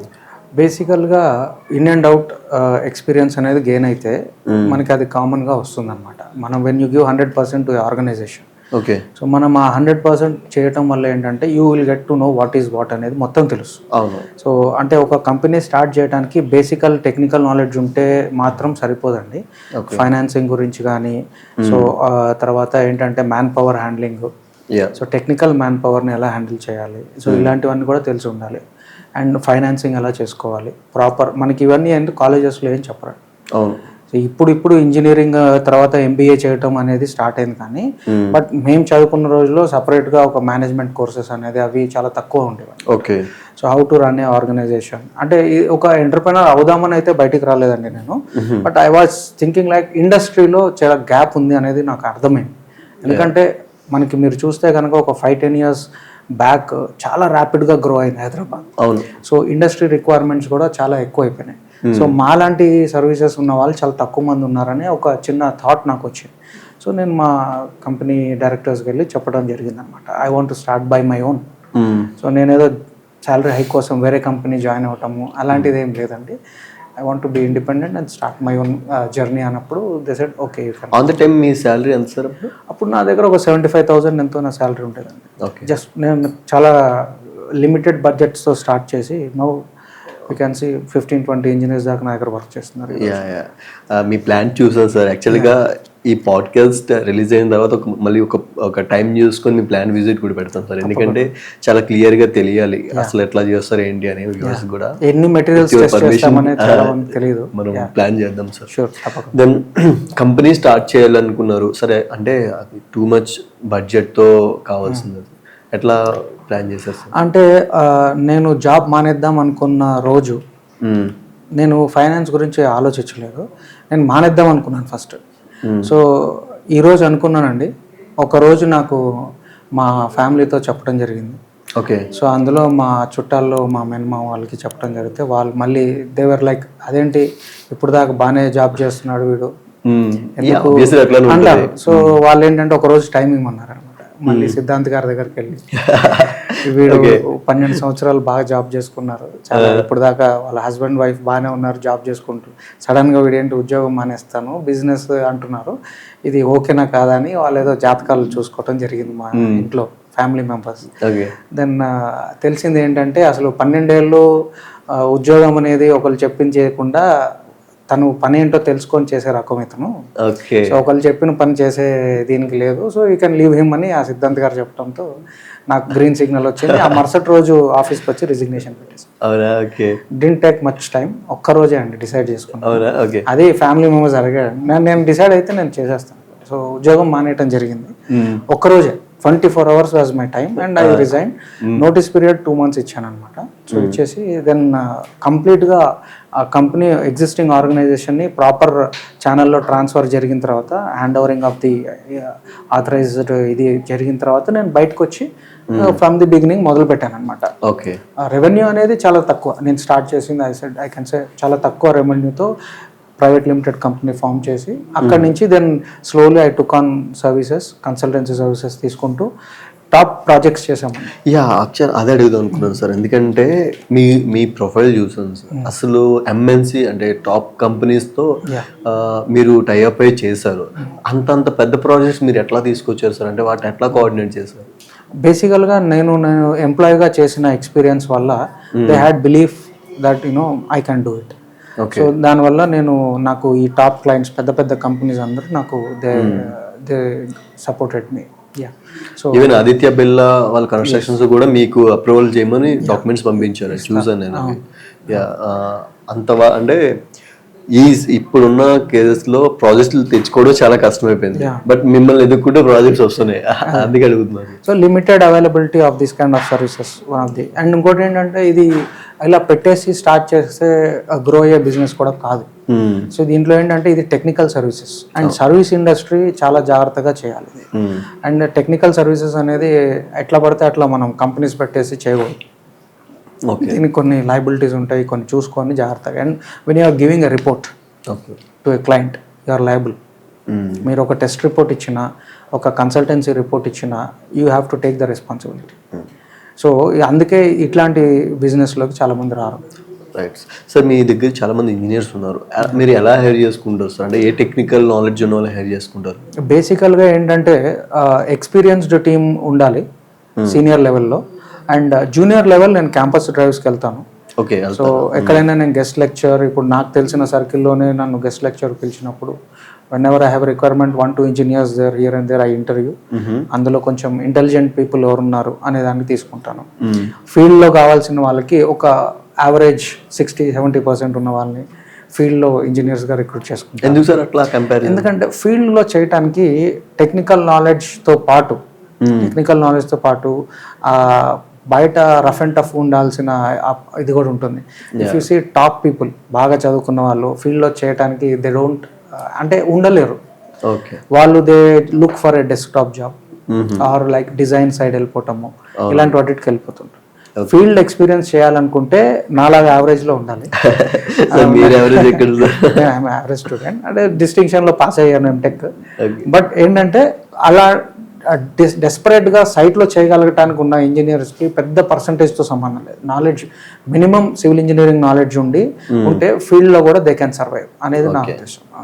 రైట్ సార్, ఇప్పుడు పెద్ద పెద్ద బ్రిడ్జెస్ కడతా ఉంటారు, అంటే మీరు లోడ్ టెస్ట్లు చేసేది మీరు మీ వర్కే రిపోర్ట్స్ ఇవ్వడం, ఆ బ్రిడ్జ్ ఎలా ఉంది, ఆ కన్స్ట్రక్షన్ ఎట్లా ఉంది అని. మీ కంపెనీలకు వచ్చినప్పుడు కొన్ని ఇమేజెస్ చూసాం సార్, ఒక బ్రిడ్జి మీద లారీలు పంపిస్తా ఉన్నారు. ఏంటి సార్ ఆ టెస్ట్ ఎట్లా అవుతుంది సార్? అది అంటే ఇప్పుడు మనకి ఒక స్ట్రక్చర్ ఒక బ్రిడ్జ్ కానీ డిజైన్ చేసినప్పుడు దానికి ఒక పర్టికులర్ లోడ్ అనే క్రైటీరియా మీద డిజైన్ చేస్తాం. ఓకే. సో ఆ లోడ్ అనేది మనము ఈ వెహికల్ లోడ్స్ ద్వారా మన ఏదైతే ట్రక్స్ ఉంటాయో ఆ ట్రక్స్ లో 35 టన్స్ 40 టన్స్ ఒక ట్రక్ కి డిజైన్ లోడ్ ఉంటుంది అనమాట. ఆ లోడ్ కంప్లీట్ గా లోడ్ చేసిన తర్వాత ఆ వెహికల్స్ ని ఆ పర్టికులర్ మార్కింగ్స్ దగ్గర నిల్చోబెడతాం. స్టాటిక్ లోడ్ టెస్ట్ అంటాము. అది పెట్టినప్పుడు ఆ స్ట్రక్చర్ అనేది డిఫ్లెక్ట్ అవుతుంది. బ్రిడ్జ్ కట్టాక మనం లోడ్ డిజైన్ లోడ్ పెట్టినప్పుడు స్ట్రక్చర్ అనేది డిఫ్లెక్ట్ అవుతుంది. ఓకే. సో ఆ డిఫ్లెక్షన్ ని మనం మెజర్ చేస్తాం. అసలు అంత మైనర్ గా కనిపిస్తుంది, అది మనకి ఏం కనిపించవు. అది ఎట్లా అవుతుంది సార్? మనకి 2 రకాలుగా చేయొచ్చు ఈ లోడ్ టెస్ట్ అనేది. ఒకటి ఏంటంటే మనం డయల్ గేజెస్ ఫిక్స్ చేస్తాం. బాటమ్ ఆఫ్ ది స్ట్రక్చర్ కి డయల్ గేజెస్ ఫిక్స్ చేస్తాం. దానికి కూడా ఒక డిజైన్ ఉంటుంది ఎక్కడెక్కడ డయల్ గేజెస్ పెట్టాలి ఏంటనేది. Or you can also if the head room అంటే టెస్ట్ చేసేటప్పుడు బాటమ్ రైల్వే ట్రాక్ ఉన్నా వాటర్ ఉన్నా ఎక్కడైతే మనము స్కాఫోల్డింగ్ అది పెట్టలేకపోతామో అలాంటి చోట మనం టోటల్ స్టేషన్ తో కూడా లోడ్ టెస్ట్ చేయొచ్చు అనమాట. 6 మీటర్స్ కంటే ఎక్కువ హెడ్ రూమ్ ఉన్నప్పుడు టోటల్ స్టేషన్ తో పాయింట్స్ తీసుకుంటాం. సో 0.1 mm యాక్యురసీతో రీడింగ్స్ తీసుకోవాలి. సరే, నాకు డౌట్ వచ్చింది. ఒకవేళ కన్స్ట్రక్షన్ అయిపోయింది అది మీరు సర్టిఫై చేయాల్సింది మీరే కాబట్టి ఒకవేళ అప్పుడు ఫెయిల్ అయితే సిచ్యువేషన్ ఏంటి సార్? అది ఒకవేళ లోడ్ అనేది ఎక్కువ డిఫ్లెక్ట్ అయిపోయిన తర్వాత within the elastic limits కంటే దాటిపోయినప్పుడు we will give a report. దీనికి ఇది స్ట్రక్చర్ సేఫ్ కాదు, దీనికి స్ట్రెంథనింగ్ మెజర్స్ తీసుకోవాలి అండ్ దీనికి రిపేర్ అండ్ రిహాబిలిటేషన్ చేసిన తర్వాత మళ్ళీ పోస్ట్ రిపేర్స్ ఇంకొక లోడ్ టెస్ట్ చేసుకోవాలని ఇస్తామన్నమాట. Okay sir. అంటే మీరు ఇలా లోడ్ టెస్ట్లు చేస్తుంటారు సార్ బ్రిడ్జిలు. అది మీకోసం తెలంగాణలో ఒక ఏరియాలో ట్రైన్స్ ని ఆపేసారు. రెగ్యులర్ గా తిరిగే ట్రైన్స్ ని ప్రతిరోజు 3-4 అవర్స్ ఆపేసేవాళ్ళు. ఎందుకు సార్ అట్లా? అది యాక్చువల్గా అది ఒక ఆర్ఓబి అండి. ఆర్ఓబి అంటే కింద రైల్వే ట్రాక్ పైన నేషనల్ హైవే ఉంది. సో ఇక్కడ ఏంటంటే మనం టెస్ట్ చేయాలంటే మనకి బాటమ్ అనేది యాక్సెస్ దొరకాలి. సో మీరు రైల్వే లైన్ లో చూస్తే 25,000 వోల్ట్స్ పవర్ లైన్ ఉంటుంది. సో అక్కడ మనుషులు వెళ్ళి టెస్ట్ చేయాలంటే పాసిబుల్ కాదు. సో మనకి అది తెలంగాణలోనే లాంగెస్ట్ బౌస్టింగ్ గడ్డర్ అని. ఇప్పుడు నేషనల్ వైడ్ మీరు చూస్తే NH ప్రాజెక్ట్స్ ఎక్కడైతే రైల్వే ట్రాక్స్ వస్తున్నాయో మధ్యలో అక్కడంతా బౌస్టింగ్ గడ్డర్స్ అనేది ప్లాన్ చేస్తున్నారు. సో ఈ బౌస్టింగ్ గడ్డర్స్ అనేది స్టీల్ స్ట్రక్చర్ అనమాట. దీనికి లోడ్ టెస్ట్ ఎట్లా చేస్తామంటే పైన ట్రక్స్ పెట్టి కింద డిఫ్లెక్షన్స్ తీసుకోవాలంటే ఆ పవర్ లైన్ అనేది ఆపేయాలి. ఎందుకంటే చాలా రిస్కీ జాబ్ అనమాట ఇక్కడ. సో ఇది జరిగింది ఎక్కడంటే మంచిర్యాల దగ్గర. మనకి అది ఢిల్లీ రూట్ రైల్వే ట్రాక్ అనమాట. Everyday 3 hours power shut down చేశారనమాట. సో ఆ 3 గంటలు ట్రైన్స్ వెళ్ళటానికి లేదు, మనం టెస్ట్ చేసుకుంటాం అనమాట. అట్లా 11 రోజులు అయిందండి. 2 లోడ్ టెస్టులు చేసాము. నార్మల్ గా అయితే ఒక టెస్ట్ ఎన్ని రోజులు కంప్లీట్ అవుతుంది? ఒక లోడ్ టెస్ట్ వచ్చేసి 5 days పడుతుంది ప్రొసీజర్ ప్రకారం. 2 ఒకటే స్ట్రక్చర్ మీద 2 అడుగుతారు కొంతమంది, 3 అది డిజైన్ చేసినప్పుడే ప్రీ డిఫైన్డ్ క్రైటీరియా కింద ఉంటుంది. సరే, ఎన్ని రకాల టెస్ట్లు ఉంటాయి అంటే ఇప్పుడు బ్రిడ్జ్ కి మనం చేసే లోడ్ టెస్ట్ అది అల్టిమేట్ టెస్ట్. అది కాకుండా నాన్ డిస్ట్రక్టివ్ టెస్టింగ్. ఇది కొత్తగా కట్టిన స్ట్రక్చర్స్ కూడా నాన్ డిస్ట్రక్టివ్ టెస్టింగ్ చేయొచ్చు. సో అదొక రిక్వైర్మెంట్ ఉంది NHAI ప్రకారము. సో బ్రిడ్జెస్ కి చేస్తాం అనమాట స్ట్రక్చర్ కండిషన్ తెలుసుకుంటాం. Okay sir. ఈ మధ్య మార్కెట్ లో ఆల్రెడీ నేను మా ఛానల్లో కాన్సెప్ట్ వీడియో కూడా చేశాను. లాస్ట్ టైం రిలీజ్ చేసాం లాస్ట్ వీకే. ఈ ఫైబర్ రాడ్స్ కి ఐరన్ రాడ్స్ కి డిఫరెంట్ ఏంటి సార్? సో ఇప్పుడు బేసికల్గా చూస్తే మనకి ఈ ఐరన్ రాడ్స్ అని మీరు అంటున్నారు కదా, దాన్ని మనం రీఇన్ఫోర్సింగ్ స్టీల్ అంటాం. దాంట్లో చాలా గ్రేడ్స్ ఉంటాయి. మేము చదువుకునే రోజుల్లో FE 250 FE 415 స్ట్రెంత్ ఉండేదన్నమాట. సో ఇప్పుడు ఏంటంటే TMT బార్స్ అని. TMT బార్స్ లో FE 500 FE 550 FE 600 FE 700 కూడా ఉన్నాయి. అది మనకి మేజర్లీ FE 500 అనేది strength of the steel bar. దాని అల్టిమేట్ టెన్సైల్ స్ట్రెంత్ 500 Nm² కంటే ఎక్కువ ఉండాలి. సో దాన్ని FE 500 అంటాం. సో ఇదేంటంటే రెగ్యులర్ ప్రాక్టీస్, ఇప్పుడు అందరూ వాడుతున్నారు. కొత్తగా మనకి 2 రకాల స్టీల్స్ యాడ్ అయ్యాయి. మీరు అన్నట్టు ఫైబర్ రీఇన్ఫోర్స్డ్ స్టీల్ అని ఒకటి వచ్చింది. తర్వాత స్టెయిన్లెస్ స్టీల్ అనేది కూడా ఉందన్నమాట. కాంక్రీట్ లో స్టెయిన్లెస్ స్టీల్ కూడా వాడగలుగుతాం. దానికి SS 500 SS 550 స్టెయిన్లెస్ స్టీల్ కి ఆ స్ట్రెంత్ ఉంటుంది కానీ బెండింగ్ కేపబిలిటీ ఉంటుంది. దానికి స్లిప్ టెస్ట్ అని కొన్ని ఉంటాయి. తర్వాత దానికి హార్డ్నెస్ ఎట్లా ఉందని చేయడానికి టెస్ట్లు ఉంటాయి అనమాట. అవి చేయించుకోవాలి. బట్ ఇప్పుడు మీరు అడిగిన దాంట్లో ఈ ఫైబర్ రీఇన్ఫోర్స్మెంట్ లో ఒక చిన్న ప్రాబ్లం ఏంటంటే మీరు బెండ్ చేస్తే బ్రేక్ అయిపోతుంది అది. సో ఇవన్నీ ఏంటంటే వీటికి ఎలాంగేషన్ ఎక్కువ ఉంటాయి రీఇన్ఫోర్సింగ్ స్టీల్ కి. సో మీరు బెండ్ చేసినప్పుడు అది బెండ్ అవుతుంది. బట్ వేరాజ్ ఈ ఫైబర్ దానికి మీరు బెండ్ చేస్తే బ్రేక్ అయిపోతుంది. So if you want it to be in a proper bend portion, అది ఫ్యాక్టరీలోనే బెండ్ అయ్యి వచ్చేస్తుంది అనమాట. సో ఈ fibre reinforce steel as of now ఫ్లోరింగ్స్లో, ఇండస్ట్రియల్ ఫ్లోరింగ్స్లో వాడుతున్నారు. రెసిడెన్షియల్ బిల్డింగ్స్కి ఇంకా నాకు తెలిసి రాలేదు, బట్ ఫ్లోరింగ్స్కి ఎక్కడైతే మీకు లాట్ ఆఫ్ బెండ్స్ అనేవి ఉండవు చూసారా, ఆ ఫ్లోరింగ్లు అంతా స్ట్రైట్గా ఉంటాయి అనమాట. సో అలాంటి చోట ఇవి బాగా పనికొస్తాయి. అండ్ వీటికి కరోజన్ అయ్యే ఛాన్సెస్ ఉండవు. సో వేరాజ్ దీంట్లో మీకు బెండింగ్ అనేది చేయాల్సి వస్తుంది, దాంట్లో బెండింగ్ అనేది చేయలేము, ఓకే, సైట్లో చేయలేము. Okay sir. ఇలాంటి కన్స్ట్రక్షన్లో అడ్వాన్స్ టెక్నాలజీస్ ఇంకేమున్నాయి సార్? మనకి అడ్వాన్స్ టెక్నాలజీస్ అంటే ఇన్నోవేషన్స్ బాగా జరుగుతున్నాయండి. కాంక్రీట్ అనేది it is like ever changing. ఆ నేమ్ కాంక్రీట్ ఉండిపోతుంది. మనం ఇదివరకు చూసారంటే సిమెంట్, శాండ్, వాటర్, అగ్రిగేట్ ఇవన్నీ వేసి మిక్స్ చేసేసి కాంక్రీట్ అనేసాం. ఇప్పుడు మనకి సెల్ఫ్ కాంపాక్టింగ్ కాంక్రీట్ అనేది ఒకటి వచ్చింది. ఓకే, ఏంటి sir self compacting concrete? Okay, అంటే ఇది చాలా మందికి తెలియదు. ఓకే, ఇప్పుడు మనకి ఓన్లీ సిటీస్లో పనిచేసే ఇంజనీర్స్ తప్ప లైక్ రూరల్ ఏరియాస్లో కన్స్ట్రక్షన్ వాళ్ళకి ఇవి ఇంకా రీచ్ అవ్వలేదు. ఈ సెల్ఫ్ కాంపాక్టింగ్ కాంక్రీట్ ఏంటంటే మనకి కాంక్రీట్లో ఫ్లో అనేది ఉంటుందన్నమాట.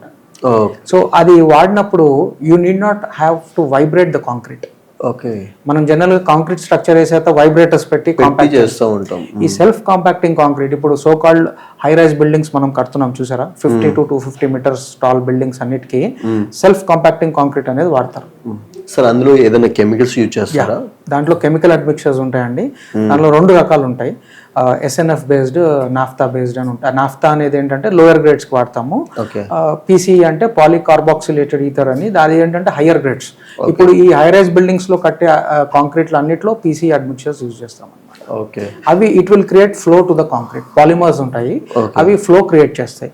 అండ్ ఆ ఫ్లో కూడా it is restricted for 2 to 3 hours. ఆ తర్వాత అది నార్మల్ కాంక్రీట్ గానే బిహేవ్ చేస్తుంది అనమాట.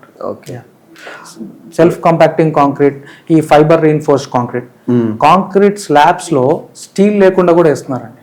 అది కూడా వేస్తున్నారు.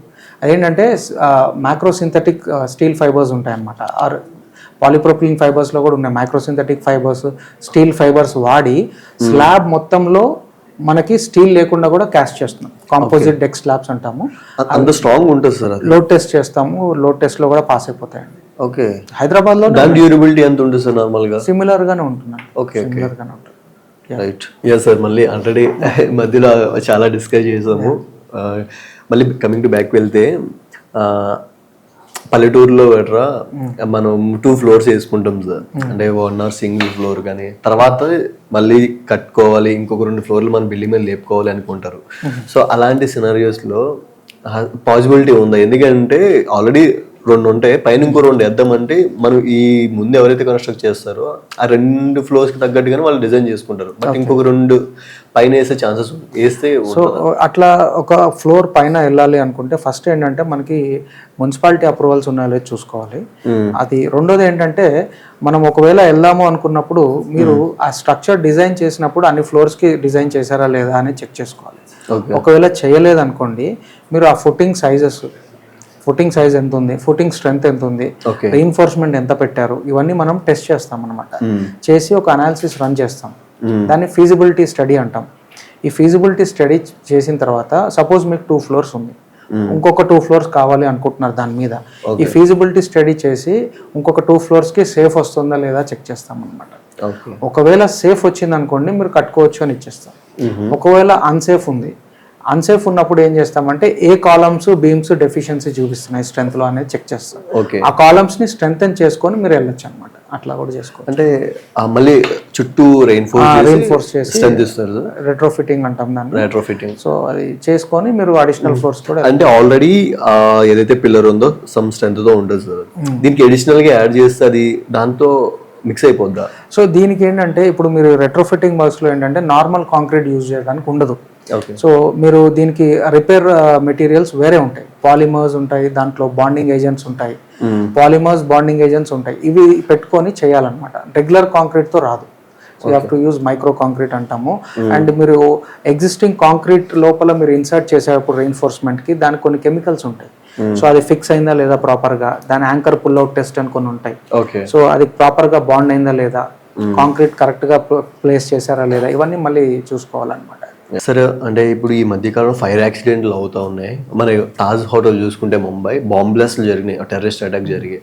సో అలాంటి కేసెస్లో ఆ బిల్డింగ్ యొక్క స్ట్రెంత్ బాంబ్స్ అయిపోయి వెళ్ళినప్పుడు ఫైర్ యాక్షన్ జరిగినప్పుడు స్ట్రెంత్ లూజ్ అయిపోతుంది సార్. సో మళ్ళీ అది రీకనెక్షన్ చేయొచ్చా? ఎందుకంటే ఆల్రెడీ మన హోటల్ రెనోవేట్ చేసి మళ్ళీ యూజ్ చేస్తున్నారు, అలాంటి ఛాన్సెస్ ఎక్కువ ఉంటాయి. సో ఇప్పుడు ఈ ఫైర్ డ్యామేజ్ బిల్డింగ్స్ వచ్చేసి బ్లాస్ట్ డ్యామేజ్ స్ట్రక్చర్స్, వీటికి అసెస్మెంట్ క్రైటీరియా కొంచెం డిఫరెంట్ ఉంటుంది. సో మనం బేసికల్ నాన్ డిస్ట్రక్టివ్ టెస్ట్ చేసితే సరిపోతుంది. దీనికి మనము కాంక్రీట్ శాంపుల్స్ అనేది సైట్ నుంచి కండిషన్ ఎక్కడైతే బ్లాస్ట్ జరిగిందో, సో ఈ బ్లాస్ట్ అనేది అక్కడ ఇంకొక రకంగా కూడా జరగచ్చు. ఫార్మా కంపెనీస్ ఉంటాయి, దాంట్లో చాలా కెమికల్స్ ఉంటాయి. సో అలాంటి చోట కూడా బ్లాస్ట్ అవుతాయి, షార్ట్ సర్క్యూట్ అయ్యి బ్లాస్ట్ అయ్యే ఛాన్సెస్ ఉంటాయి. అలాంటివి కూడా మేము చేసామన్నమాట. ఈ బ్లాస్ట్ డ్యామేజ్ స్ట్రక్చర్స్లో ఏం జరుగుతుందంటే ఎంత ఇంపాక్ట్ ఉంది స్ట్రక్చర్ మీద అసెస్ చేస్తాము. రెండోది అక్కడి నుంచి కాంక్రీట్ చంక్స్ అనేది తీసుకుంటాం. ఆ శాంపుల్స్ కాంక్రీట్ శాంపుల్స్ తీసుకెళ్ళి ల్యాబొరేటరీ అసెస్మెంట్ చేస్తాం. అందులో ఏంటంటే కొన్ని టెస్టులు ఉంటాయండి, థర్మల్ గ్రావిమెట్రిక్ అనాలిసిస్ అని, డిఫరెన్షియల్ థర్మల్ అనాలిసిస్ అని.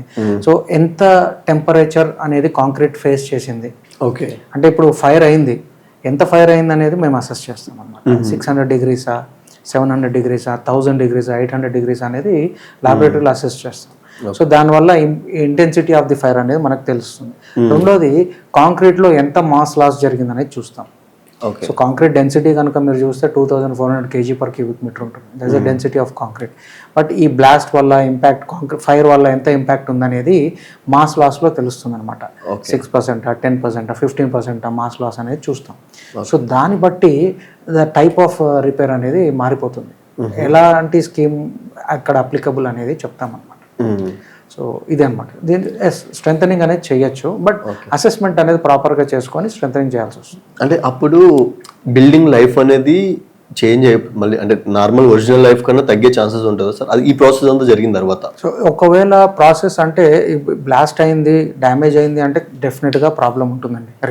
Repair is always repair. Okay. So ఎప్పుడైనా ఇంపాక్ట్ ఉంటుంది. బట్ ఏంటంటే ఒకసారి మళ్ళీ మన దాన్ని లైఫ్లోకి తీసుకొచ్చాక స్ట్రక్చర్ని మనం మెయింటెనెన్స్ చెక్ చేసుకుంటూ ఉండాలి ఎప్పటికప్పుడు. సో ఫర్దర్గా ఏమైనా ప్రాబ్లమ్స్ ఉంటే అడ్రస్ చేసుకోవడానికి ఈజీగా ఉంటుంది అనమాట. Okay. But structure can be brought back to the life. Right sir. నార్మల్గా ఇప్పుడు కన్స్ట్రక్షన్స్ అన్ని లైఫ్ ఒక 30 to 50 to 60 అట్లా ఇస్తే, ఒకప్పుడు కన్స్ట్రక్షన్స్ అన్ని ఇప్పటికి కూడా అలానే ఉన్నాయి, రేరే కొన్ని కూలిపోయినాయి.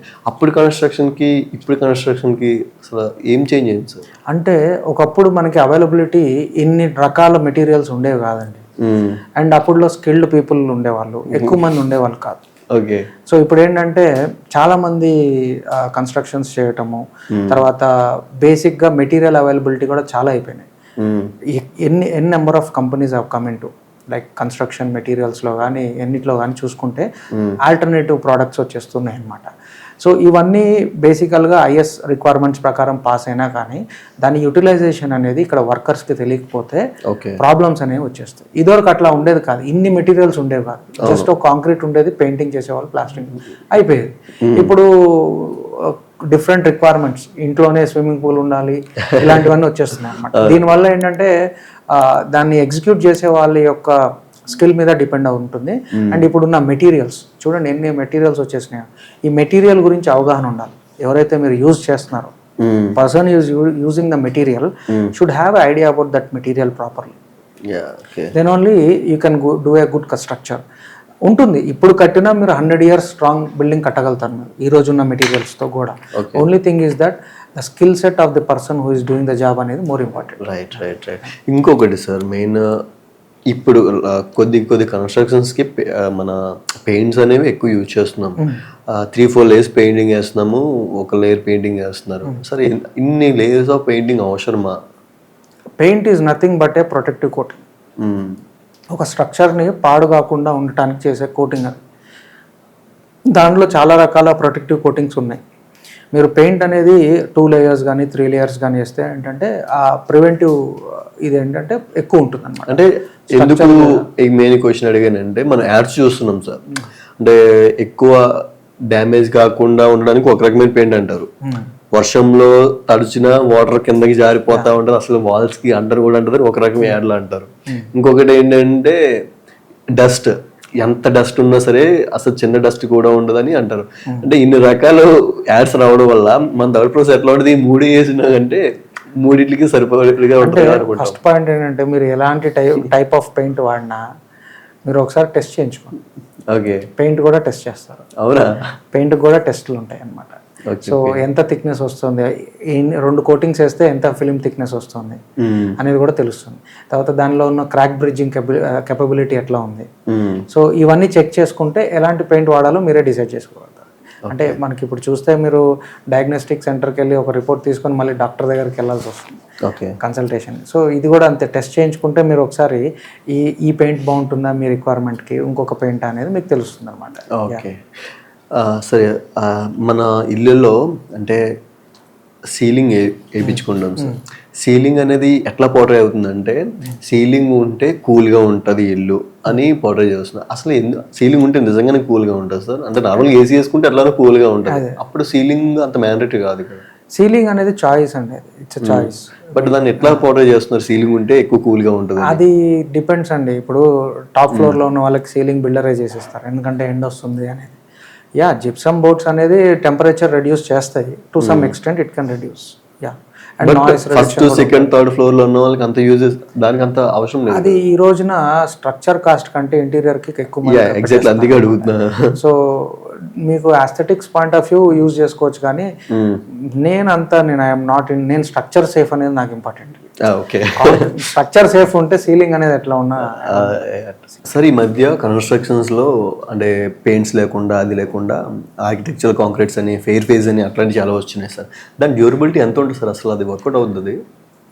బేసికల్గా ఈ fair face concrete, architectural concrete అంటే దానికి ఒక ప్లాస్టరింగ్ అని పెయింటింగ్ అని ఏముంటుంది, it's a naked concrete. So ఇది ప్లేస్ చేసేటప్పుడు కూడా చాలా ప్రికాషన్స్ తీసుకోండి. ఇంకోటి, మనకి కాంక్రీట్ పోర్ చేసేటప్పుడు సేమ్ సోర్స్ ఆఫ్ మెటీరియల్స్ నుంచి రా మెటీరియల్ ఉండాలి. So there is no source for changing of cement. మీరు ఆ ప్రాజెక్ట్ స్టార్టింగ్ నుంచి ఎండింగ్ దాకా అదే సిమెంట్ వాడాలి, అదే కెమికల్ అడ్మిక్చర్ వాడాలి, అదే రా మెటీరియల్ వాడాలి. అండ్ ప్లేసింగ్ కూడా చాలా జాగ్రత్తగా చేయాలి. ఫామ్ వర్క్ ప్రాపర్గా ఉండాలి, అలైన్మెంట్స్ కరెక్ట్గా ఉండాలి. దానిలో మౌల్ రిలీజ్ ఏజెంట్స్ అని ఉంటాయి, అవి కూడా ప్రాపర్గా అప్లై చేయాలి. ఎక్కువ థిక్నెస్, ఎక్కువ మౌల్ రిలీజ్ ఏజెంట్ వాడకూడదు. సో అండ్ ఈ స్ట్రక్చర్ ప్లేస్ చేసేటప్పుడు ప్రాపర్గా వైబ్రేషన్ లేకుండా కూడా చేస్తాం. సో ఈ ఫినిషింగ్ అనేది ఆటోమేటిక్గా ఫినిషింగ్ ప్రాపర్గా వస్తుంది.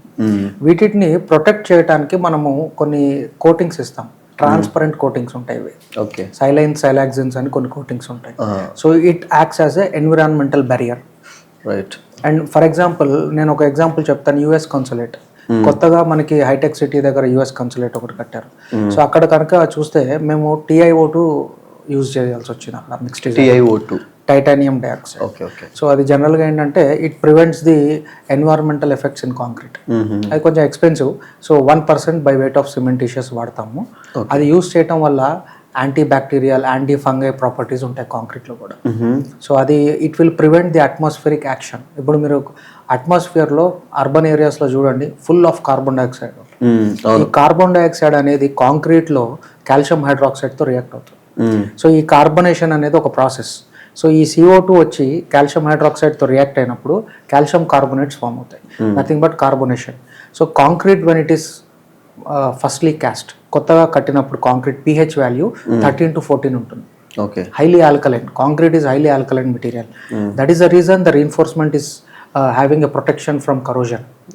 ఎప్పుడైతే మీకు ఈ డాంప్నెస్, సీపేజెస్, క్రాక్స్ వల్ల ఆక్సిజన్ మాయిశ్చర్ ఎంట్రీ అవుతుందో అప్పుడే మీకు ఈ కరోజన్ అనేది స్టార్ట్ అవుతుంది. సో ఇది రాకుండా ఉండటానికి ఏం చేస్తామంటే మనం ఈ ప్లాస్టరింగ్, పెయింటింగ్ అనేది యూజ్ చేస్తాం.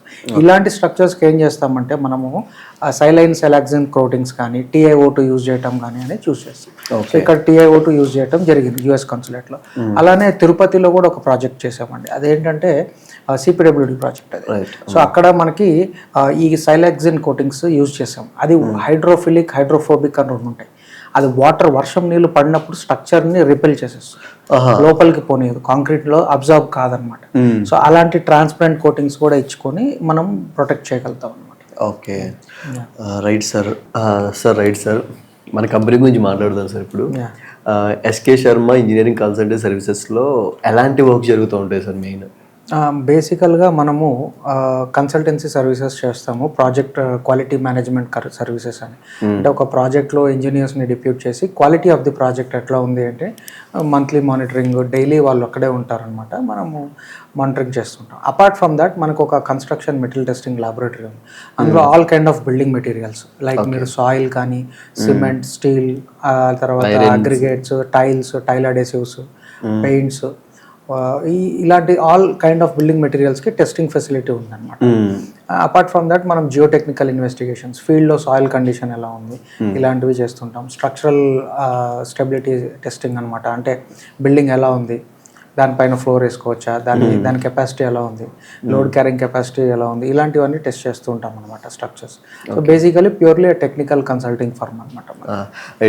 లాస్ట్ టైం మీ కంపెనీకి విజిట్ చేసినప్పుడు కొన్ని బ్యాచెస్ కింద ఉంటాయి. ఒక బ్యాచ్ని గుంటూరు పంపించేస్తున్నారు, ఒక బ్యాచ్ని తిరుపతి పంపించేస్తున్నారు, ఒక బ్యాచ్ని వేరే ఎట్లా మేనేజ్ చేస్తున్నారు సార్ ఇన్ని బ్యాచ్ల్ని? సో అది ఏంటంటే షెడ్యూల్స్ ఉంటాయండి. ఇప్పుడు ఒక క్లయింట్కి పర్టికులర్ డేట్లో వి ఫిక్స్ షెడ్యూల్, ఆ షెడ్యూల్ ప్రకారంగా టీమ్ మూవ్మెంట్ జరుగుతూ ఉంటుంది అనమాట. ఓకే. సో వాళ్ళకి ముందుగానే మనం ప్రయర్గా చెప్తాం, వర్క్ ఆర్డర్ రాగానే మనం పలానా డేట్లో వస్తామని చెప్తాము. ఆ టైంకి మన ఇంజనీర్స్ని డిప్యూట్ చేస్తూ ఉంటాం. ఓకే. సో అది ఎక్కడ ఆ ప్రాజెక్ట్ ఎంత టైం పడుతుంది, ఆ టైం లైన్స్లో మనము బ్లాక్ చేసుకొని వేరే కస్టమర్కి ఇంకొక టైం చెప్తూ ఉంటామంట, వేరే క్లయింట్కి. ఓకే. మీరు ఆల్రెడీ అంటే పెద్ద కన్స్ట్రక్షన్ గురించి మనం మాట్లాడాం సార్. ఆల్రెడీ బ్రిడ్జెస్ చేశారని, రైల్వే ట్రాక్స్ అవన్నీ చేశారు, హైవేస్ చేశారు, కానీ చిన్నవి కూడా చేశారని విన్నాను సార్. అంటే ఎట్లాంటి వర్క్ చేస్తుంటారు సార్ చిన్నవి అంటే?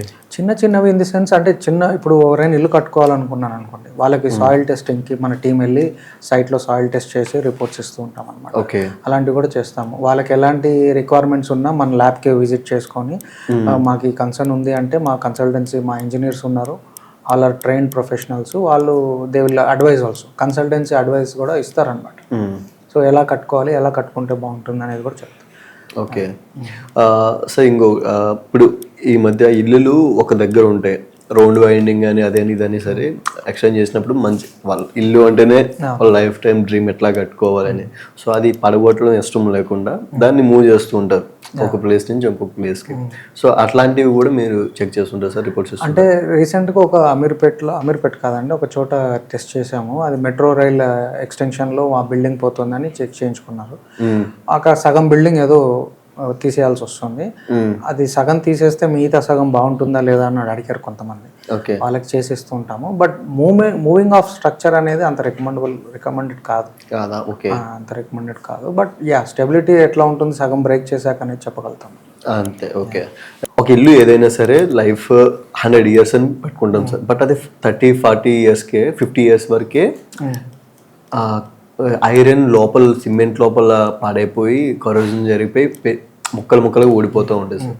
సో అలాంటి వాటిని మళ్ళీ రెనోవేట్ చేయడం అంటే చాలా పెద్ద టాస్క్. సో అలాంటి వాటిని ఈజీ మెథడ్లో మీరు చాలా మంది చేశారని చెప్తున్నారు. సో ఒక 2-3 ఎక్స్పీరియన్స్ సార్ అవి. సో జనరల్గా ఏంటంటే ఈ పెచ్చులు రాలిపోవటం, ఈ స్పాలింగ్ ఆఫ్ కాంక్రీట్ అంటాం, ఇదేంటంటే అప్పటికప్పుడు అయ్యే ప్రాసెస్ కాదండి. It is like similar to cancer. కొన్ని స్టేజెస్ ఉంటాయి అనమాట స్ట్రక్చర్లో కూడా, లెవెల్ పెరిగిపోతూ ఉంటుంది. స్టేజ్ 1 to stage 7 అట్లా ఉంటాయి అనమాట. స్టేజ్ 1 అంటే బేసికల్గా formation of patches. So patches అనేది స్టేజ్ 1. తర్వాత change of colour in the patch, that is stage 2. Stage 3 వచ్చేసి development of hair line cracks. So ఎప్పుడైతే ఈ క్రాక్ వస్తుందో అప్పుడు ఒక ఇంజనీర్ రిక్వైర్మెంట్ ఉంటుంది స్ట్రక్చర్కి. ఓకే. సో ఆ హెయిర్ లైన్ క్రాక్స్ని మనం ట్రీట్ చేయాలి. సో ఒకవేళ దాన్ని అన్అడ్రస్డ్గా వదిలేస్తే ఆ cracks, there is a chance of multiplication of the cracks and widening of the cracks. అది జరిగిన తర్వాతనే మీకు ఈ స్పాలింగ్ అనేది వస్తుంది.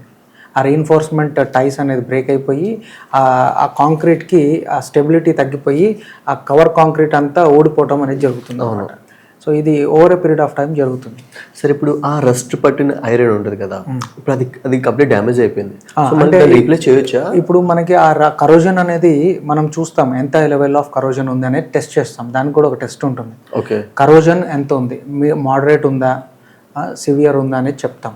సో అండ్ ఎంత పర్సంటేజ్ లాస్ అయింది స్టీల్లో అనేది కూడా చూస్తాం అనమాట. స్టీల్లో కనుక ఎక్కువ పర్సంటేజ్ కరోజన్ ఉందనుకోండి, then we recommend for additional reinforcement, కొత్త రీఎన్ఫోర్స్మెంట్కి ఇస్తాం. లేదు బేసిక్ సర్ఫేస్ కరోజన్ ఇప్పుడిప్పుడే స్టార్ట్ అవుతుంది అన్నప్పుడు దానికి రస్ట్ రిమూవర్స్ ఉంటాయి, లిక్విడ్స్ లాంటివి, కెమికల్స్ ఉంటాయి, అండ్ కరోజన్ ఇన్హిబిటింగ్ మోటార్స్ కూడా ఉంటాయండి. ఓకే. ఆ మోటార్ కోటింగ్ ఇచ్చేసి దానిపైన మీరు పాలిమర్ మాడిఫైడ్ మోటార్ కోటింగ్ ఇచ్చుకోవాలి. అంటే ఆ మోటార్ కోటింగ్ ఇచ్చే ముందు మనం బాండింగ్ కూడా చూసుకోవాలన్నమాట. మనకి కొన్ని కెమికల్స్ ఉంటాయి, స్టైరిన్, బ్యూటడిన్, రబ్బర్ అని, ఎస్బిఆర్ లేటెక్స్ కెమికల్స్ అని ఉంటాయి. అవి అది ప్రాపర్గా అప్లై చేసి ఓల్డ్ కాంక్రీట్కి న్యూ కాంక్రీట్కి ఏజ్ డిఫరెన్స్ ఉంటుంది. సో ఆ స్ట్రెంగ్తన్ చేసే మెటీరియల్ పాలిమర్ మాడిఫైడ్ మోటార్స్, దాంట్లో ఫైబర్స్ ఉంటాయి. It can properly bond to the old concrete. So ఈ రస్ట్ రిమూవల్ చేసి ఇన్ కేస్ రీఎన్ఫోర్స్మెంట్ రిక్వైర్మెంట్ ఉండి అడిషనల్ రీఎన్ఫోర్స్మెంట్ పెట్టి దానికి ప్రొటెక్టివ్ లేయర్గా వేసి దానిపైన మనం ఈ పాలిమర్ మాడిఫైడ్ మోటార్తో రీప్యాక్ చేస్తే ఆ స్లాబ్ అనేది ఇంకొన్ని రోజులు కాగా సేఫ్ అవుతుంది అన్నమాట. Right. Yeah, thank you so much sir. అంటే ఎంత ఇన్ఫర్మేషన్ ఇంకా షేర్ చేశారు, ఇంకా చాలా అడగాలనుకుంటున్నాను. బట్ అవన్నీ మళ్ళీ కంపల్సరీగా సార్ మీ ప్లాంట్కి అయితే ఒకసారి విజిట్ చేస్తాం మేము. ఎందుకంటే లైవ్లో చూస్తే ఇంకా ఎక్కువ నాలెడ్జ్ గెయిన్ అవుతుంది అన్న స్టూడెంట్స్ కూడా. Thank you so much sir once again.